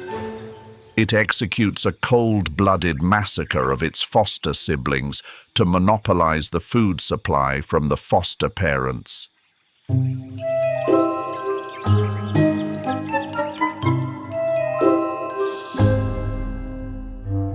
But the title for the most sophisticated and calculated reproductive strategy perhaps belongs to the ostrich.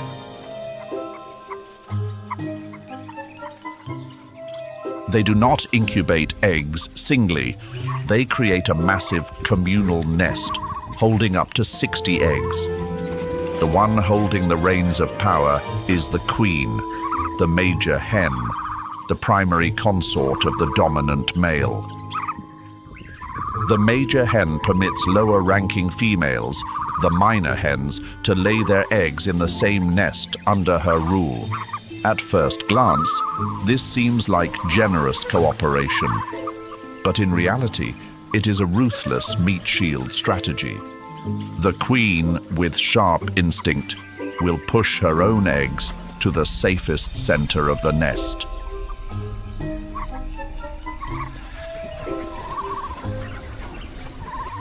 The eggs of other females are shoved to the outer periphery, acting as biological armor.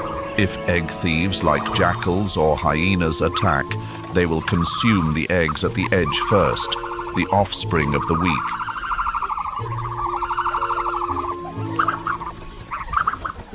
The sacrifice of the many is used to ensure the safety of the royal bloodline located in the center. When danger threatens the hatched chicks, the mother ostrich immediately executes the broken wing tactic. She runs clumsily, one wing dragging on the ground. The main goal is to draw the predator's attention, luring them far away from the brood.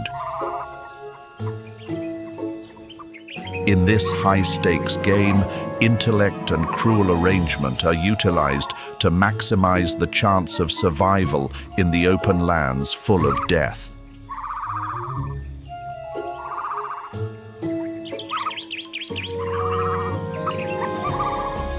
The savanna welcomes its fragile newborns in many harsh ways. But that is merely the beginning. Countless young ones, shortly after birth, are immediately swept into the greatest migration on the planet. This is not a leisurely excursion to a promised land. It is the most brutal march in wild Africa. Over 2 million souls are forced into a 3,000-kilometer circle of death to outrun starvation. For the newly enlisted recruits, there is no concept of childhood or mercy. They are born mid-March, and their baptism is one of road dust, rushing currents, and enemy claws. The Mara River is not a source of cool refreshment, but a mass grave where death lies in wait beneath the silt. Only those possessing the most superior genetics earn the right to witness tomorrow's dawn.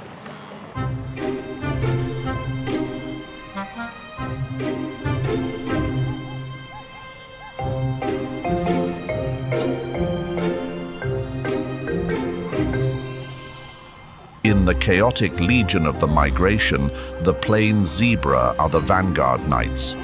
They lead the way using excellent geographic memory. Their social structure is not a faceless herd, but tight-knit family squads, headed by the stallion, who holds the power of life and death and provides absolute protection. Zebra foals are born with legs nearly as long as their mothers, a biological design allowing them to race immediately. Within just 15 minutes of touching the ground, they must stand. Within 1 hour, they must reach a full gallop. But movement alone is not enough. Zebras need defensive methods to counter predators on the road. That is their magical black and white striped coat. That coat is a visual weapon known as motion dazzle. When the herd moves, thousands of stripes merge to form a massive optical illusion. Predators like lions suffer from visual disruption, unable to distinguish individual targets from the hallucinatory mass. But the most devastating threat to a zebra foal sometimes comes not from lions, but from its own kind. If the dominant stallion is defeated by a usurper, tragedy strikes the young ones. The victor will not hesitate to bite or trample to death the offspring of the old king. He wants to wipe out the enemy's bloodline and force the females back into the reproductive cycle to carry his genes. In this moment, the mother zebra faces a cruel choice. Fight a hopeless battle to protect her child, or submit to the new tyrant. On the migration route, the foal is always sandwiched within the formation. Mother leads. Father brings up the rear, ready to unleash a deadly rear kick. They are warriors, forged in the furnace of betrayal and speed.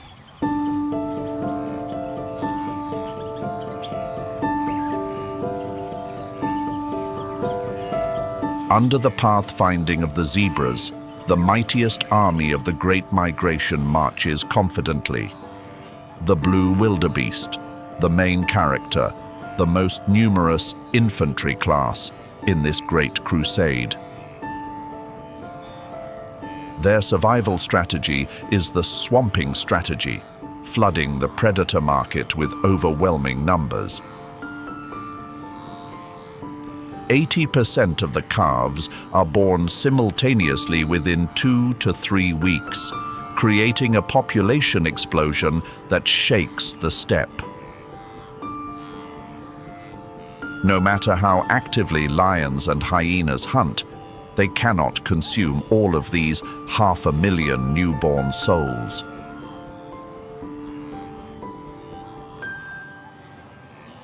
Wildebeest calves are among the most precocial creatures in the natural world. Their muscles are programmed to function immediately. They can run faster than a human just 7 minutes after birth. With no hiding places in the vast open plains, the only safety lies in sticking close to their mother's shadow. The nervous system of the young operates on a powerful imprinting mechanism in the first few hours. They will follow any large moving object in front of them. Sometimes they make fatal mistakes, confusing their mothers with tourist vehicles or even lions. On the journey across the Mara River, these children must face the gauntlet of death. Rushing currents, sheer cliffs, and waiting crocodile jaws turn the river into a meat grinder. Thousands of calves break their legs, drown, or are trampled by their own panicked kin. Their mothers, despite the pain, cannot stop. The rule of the army is move or die. The children who survive the river of blood do not do so by luck, but through endurance and an extraordinary will to survive. They are the fuel maintaining the flame of the migration, the necessary sacrifice for the wildebeest empire to exist.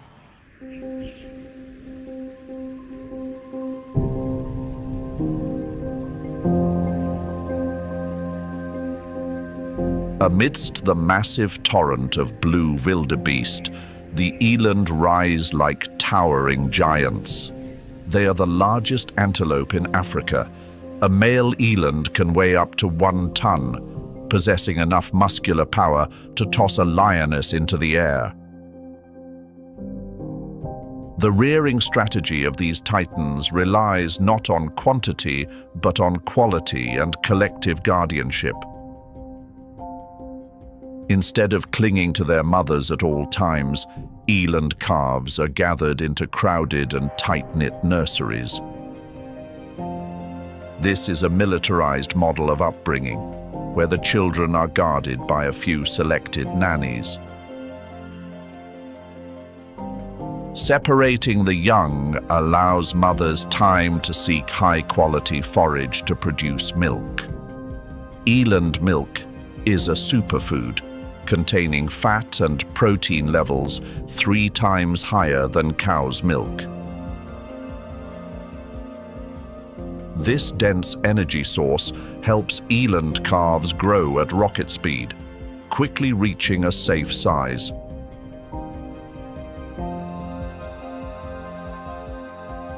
In the nursery, the young learn to socialize and form alliances from an early age.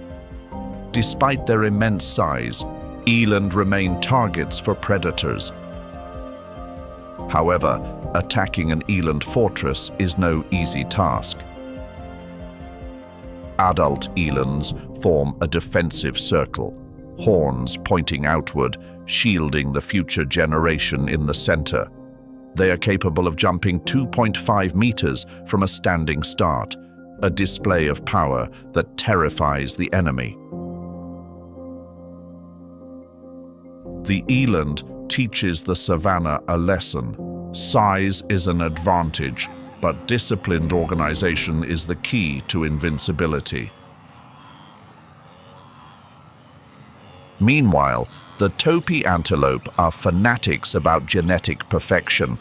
During the breeding season, the males transform the grasslands into a lek, a veritable Roman Colosseum.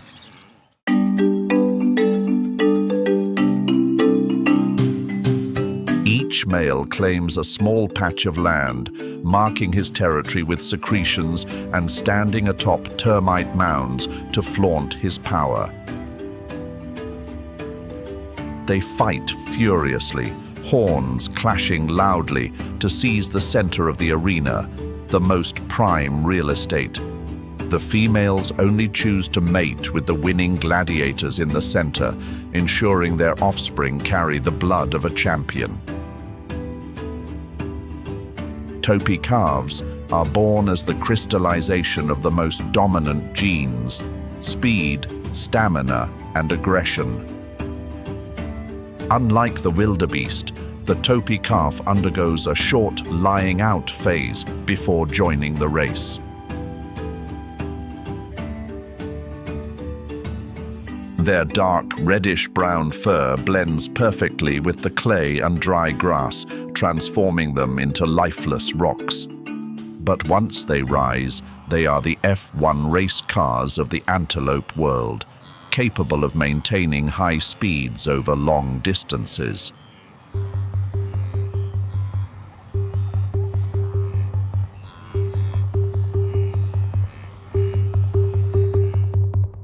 Far removed from the thundering hooves of the ungulates, within the dark crevices of the rocks, a cold-blooded mother is executing her mission. The Central African rock python, a reptile stretching up to 6 meters, is the embodiment of a nightmare for every living creature, humans included.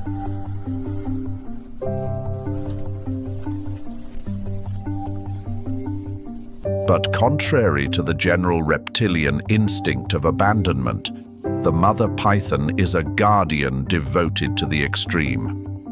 After laying up to 100 eggs, the mother does not leave. She coils her massive body around the clutch, creating a living wall of flesh.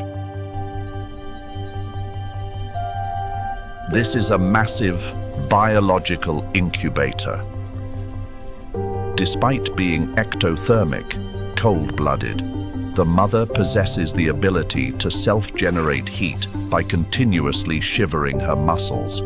This action burns a tremendous amount of energy, and the mother accepts complete fasting during the entire 3 months of incubation.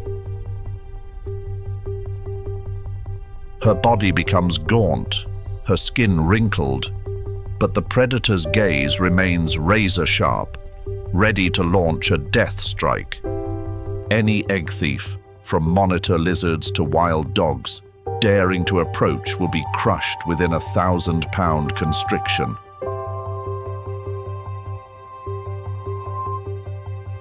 When the eggs hatch, 60-centimeter hatchlings emerge, carrying the full venom of cruelty and assassin instincts.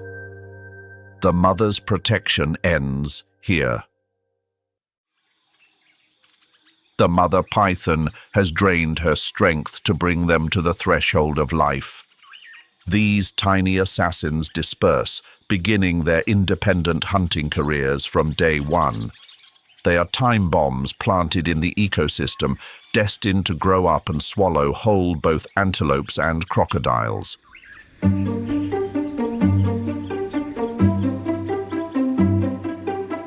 High in the upper atmosphere, where the air is thin and vision commands a view of hundreds of miles, the martial eagle reigns like a solitary emperor. This is the largest eagle in Africa, with a wingspan wide enough to blot out the sun and sharp talons capable of crushing a monkey's skull. Their reproductive strategy is high investment, high risk, defying the law of quantity followed by prey species. This pair of sky overlords lays only a single egg every 2 years. Their nest is not a hastily woven basket, but a massive fortress perched atop the highest tree of the Savanna. The eaglet is born like a crown prince, enjoying the finest resources from its parents. Throughout the first 3 months, the father assumes the role of provider, delivering fresh meat ranging from venomous snakes to small antelopes. The mother patiently tears off small pieces of meat, feeding her only child with the tenderness of a queen. But this pampering has a purpose. It is to train a perfect killing machine to succeed the aerial throne. The dependency period lasts nearly 1 year, a record time in the avian world. The child must learn to control massive wings and how to exploit thermals to soar without expending energy.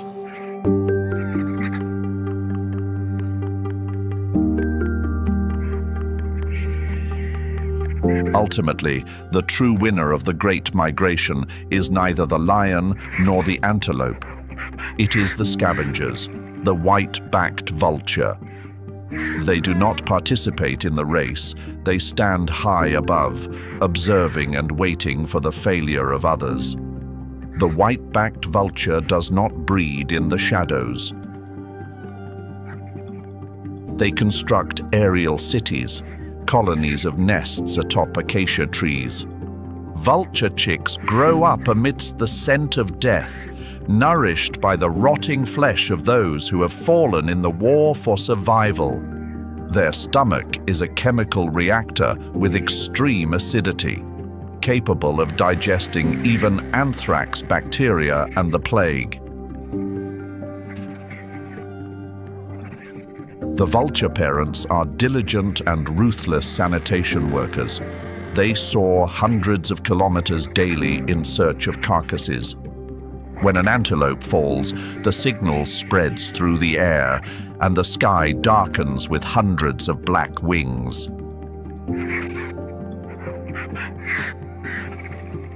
The vulture chick must learn the most important lesson. That is patience and hierarchy at the banquet of blood.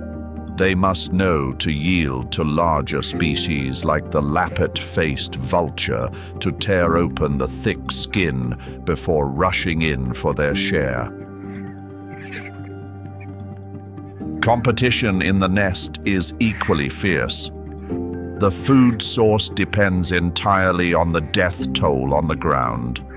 If the savanna is peaceful, vultures will starve. That is why they pray for war, disease, and drought. The survival of the new vulture generation is proof of a dark truth. One's death is another's life. They are the final notes in the tragic symphony of the wild savanna. They clean the battlefield to prepare for a new cycle of life.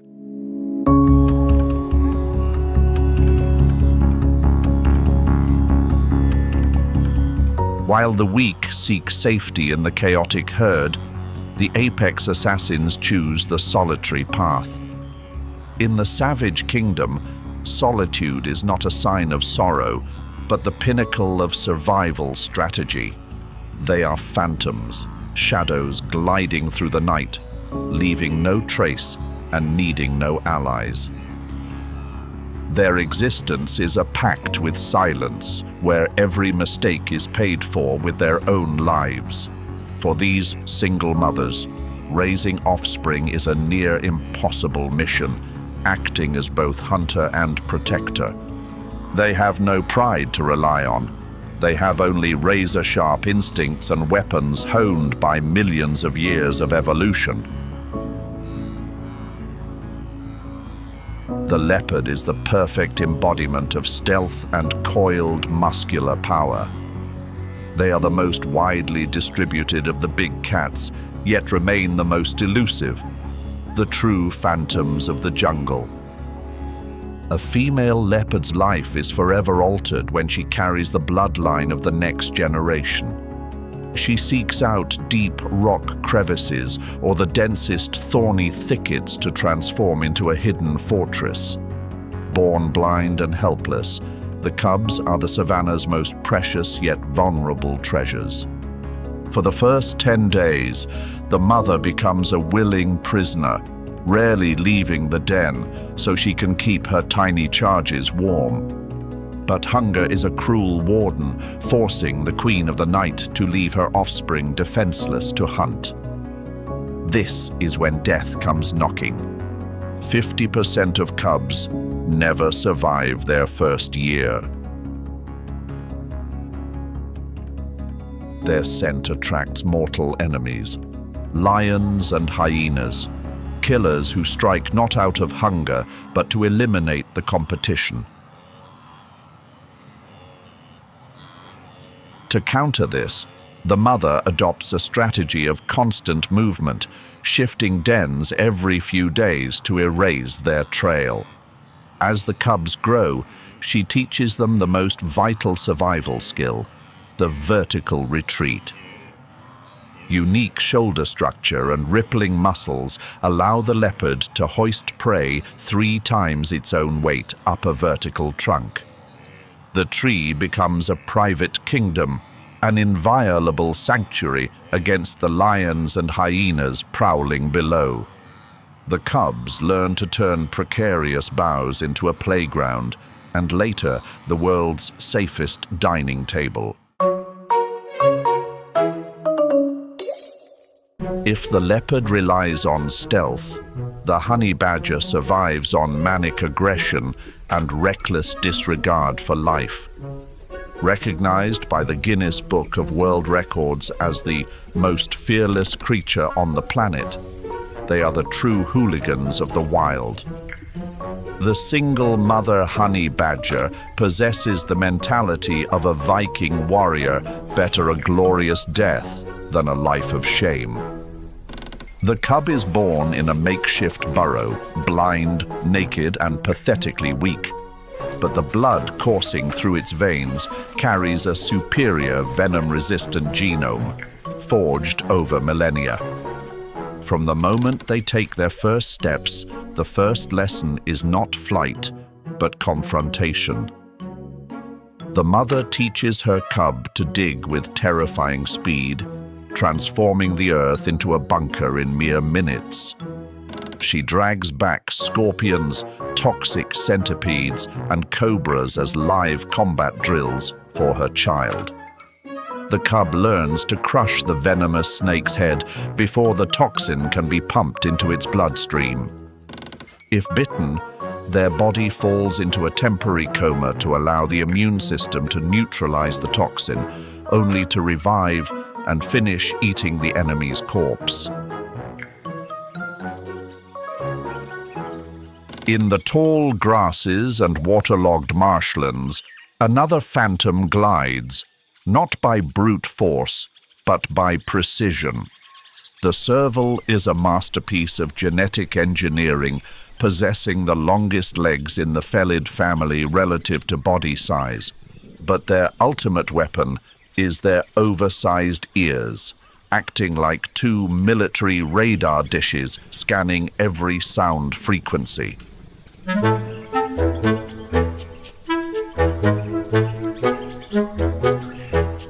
The mother serval is an architect of patience, raising her offspring in dense, concealed grass nests. Unlike the leopard hunting big game, the serval focuses on tiny but elusive targets, rodents. Their hunting success rate reaches 50%, double that of lions, thanks to the death from above technique. The young serval is trained by its mother in a firing range of tall grass, where vision becomes useless. They must learn to close their eyes and see with their hearing, pinpointing the rustle of a mouse dozens of meters away.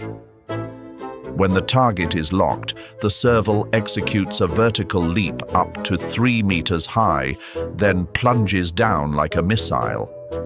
The forepaws slam into the ground to stun the prey, followed by a precise bite to the skull. The mother teaches her young. In this world, you don't need to be the biggest. You just need to be the fastest and the most precise. But the serval's life is also fraught with danger.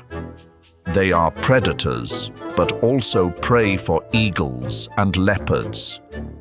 The mother must remain on high alert, her ears rotating 180 degrees, constantly to listen for the beating wings of death from above. When the cubs are 6 months old, they possess permanent canines and the skills of a sniper. By this time, the mother drives them away, forcing them to seek new wetlands to continue the mission of the living radars. They are a testament to nature's finesse. A killing machine wrapped in an exterior of elegance and grace.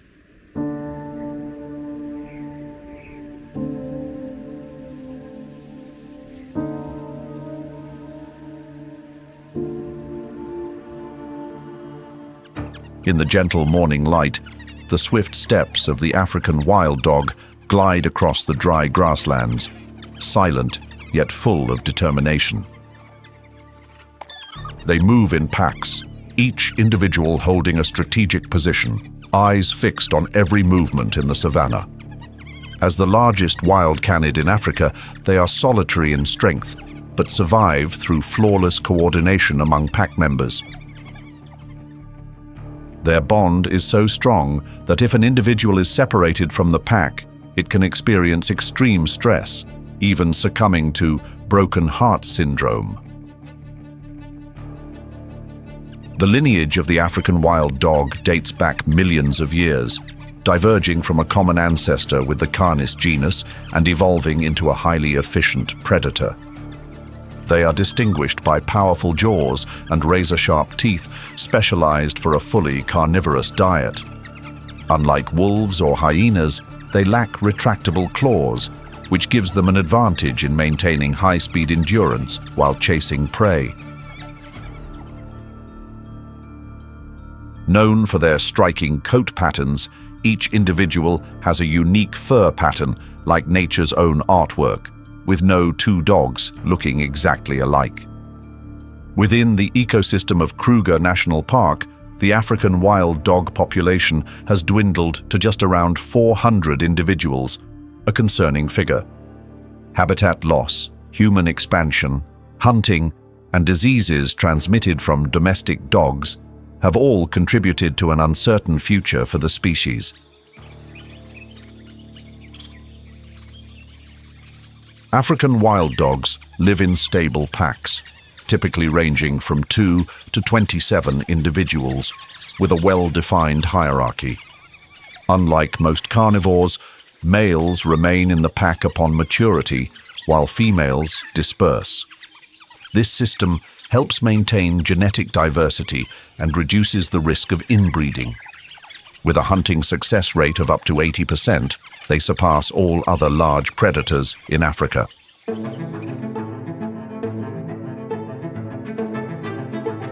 Meanwhile, herds of Cape buffalo continue moving across the vast grasslands, their massive bodies creating an unshakable presence in the savanna.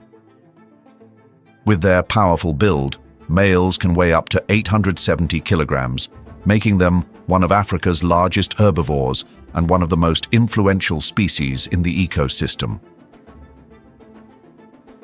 The evolutionary history of Cape buffalo spans millions of years, sharing ancestry with the Asian water buffalo and other wild bovines.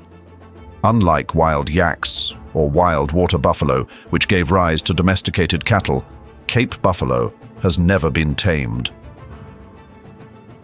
Their aggressive temperament, unpredictable nature, and strong resistance make them one of the most difficult wild animals to control. With a stocky frame and short yet muscular legs, Cape buffalo is shorter than some other large bovine species, but has a heavier and more powerful forebody. Their broad front hooves help support their massive head and shoulders, while their curved horns form an almost impenetrable defense against predators. Their heads are always held low, with the skull crest positioned below the spine, giving them a distinctive posture, always ready to charge at any threat.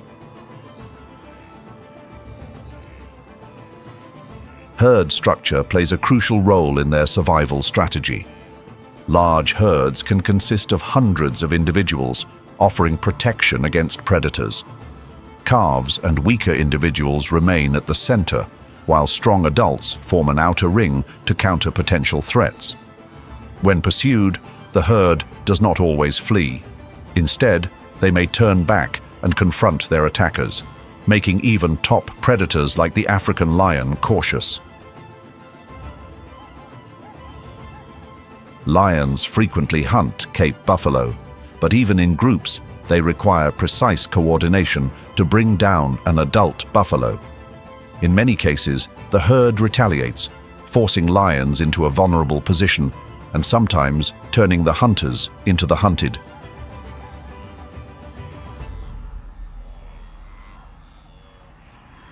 Across the vast open grassland with low mopane of Kruger National Park, herds of blue wildebeest move relentlessly, following the endless rhythm of nature. Each step they take sends tremors through the ground, their muscular bodies covered in a thin layer of dust under the blazing sun. Migration is the cornerstone of the blue wildebeest's survival strategy. They can travel up to 80 kilometers in just 5 days without drinking water, extracting moisture from grass and mopane stems.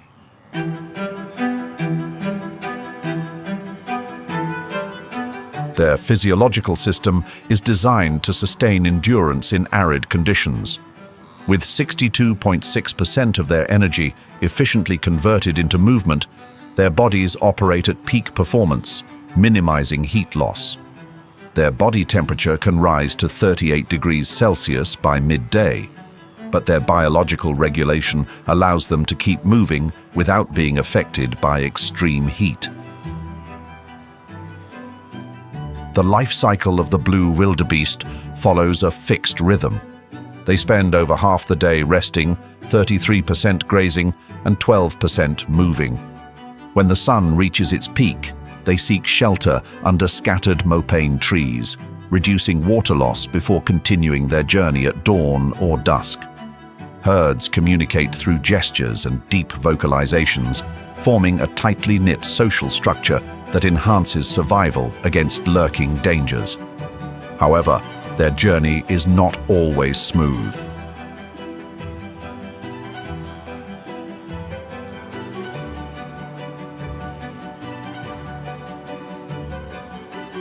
African lions, spotted hyenas, and cheetahs constantly watch, waiting for the slightest misstep to strike.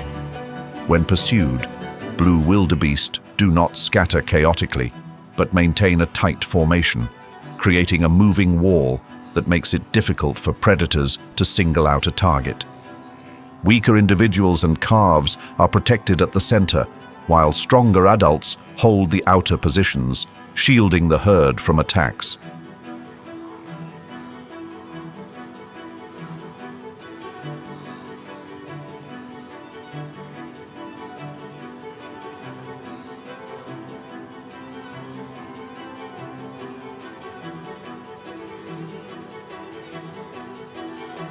Further north in Kruger National Park, the Pafuri and Makuleka regions open up a different world, where riverine ecosystems create lush green forests interwoven with arid grasslands. This was once the settlement of the Makuleka tribe, a community that lived in harmony with nature for centuries. The surrounding rock formations still preserve ancient rock paintings, where prehistoric people depicted their lives through images of hunting and rituals. Throughout the 19th century, the Makuleke people developed a riverside agricultural system, relying on the flow of the Luvuvu River for farming and fishing. Today, it has become a protected natural reserve, managed by the local community itself.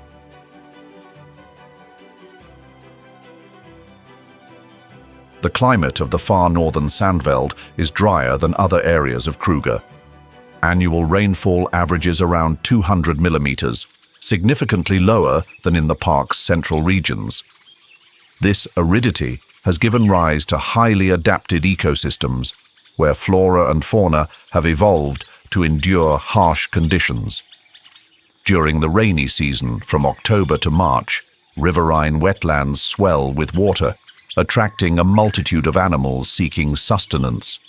But as the dry season stretches from April to September, the waters recede, leaving behind cracked earth and forcing wildlife to migrate toward deeper water sources.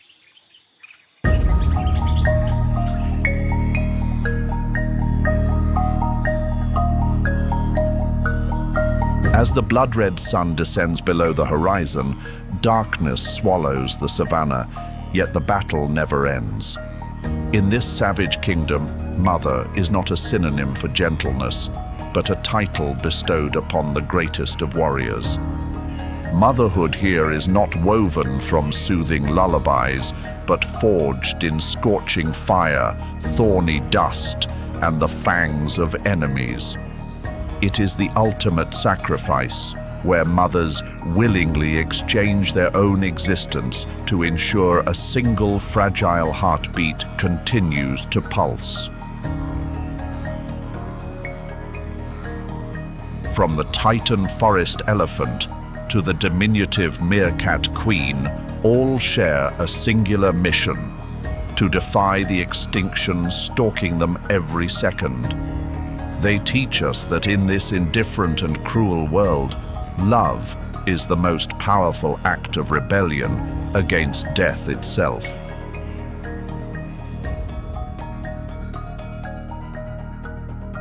The survivors of today are not merely the result of luck, but a legacy purchased with the blood and resilience of those who came before. They are living proof that even in the deepest darkness, the flame of life burns more fiercely than ever. Standing before such primal and magnificent sacrifice, ask yourself one final question.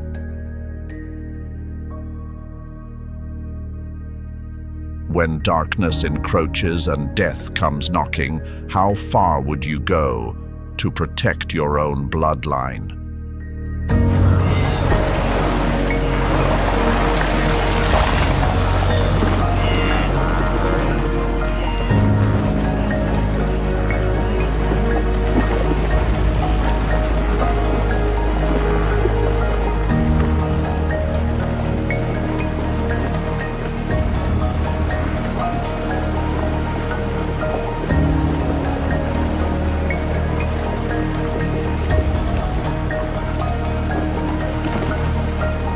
If this saga of survival and courage has awakened the warrior instinct within you, make your mark. Hit like to honor the great mothers who have fallen. Share to spread this legend to even more distant lands. And do not forget to subscribe and ring the notification bell to continue witnessing the battles for survival in the vast savanna in the future.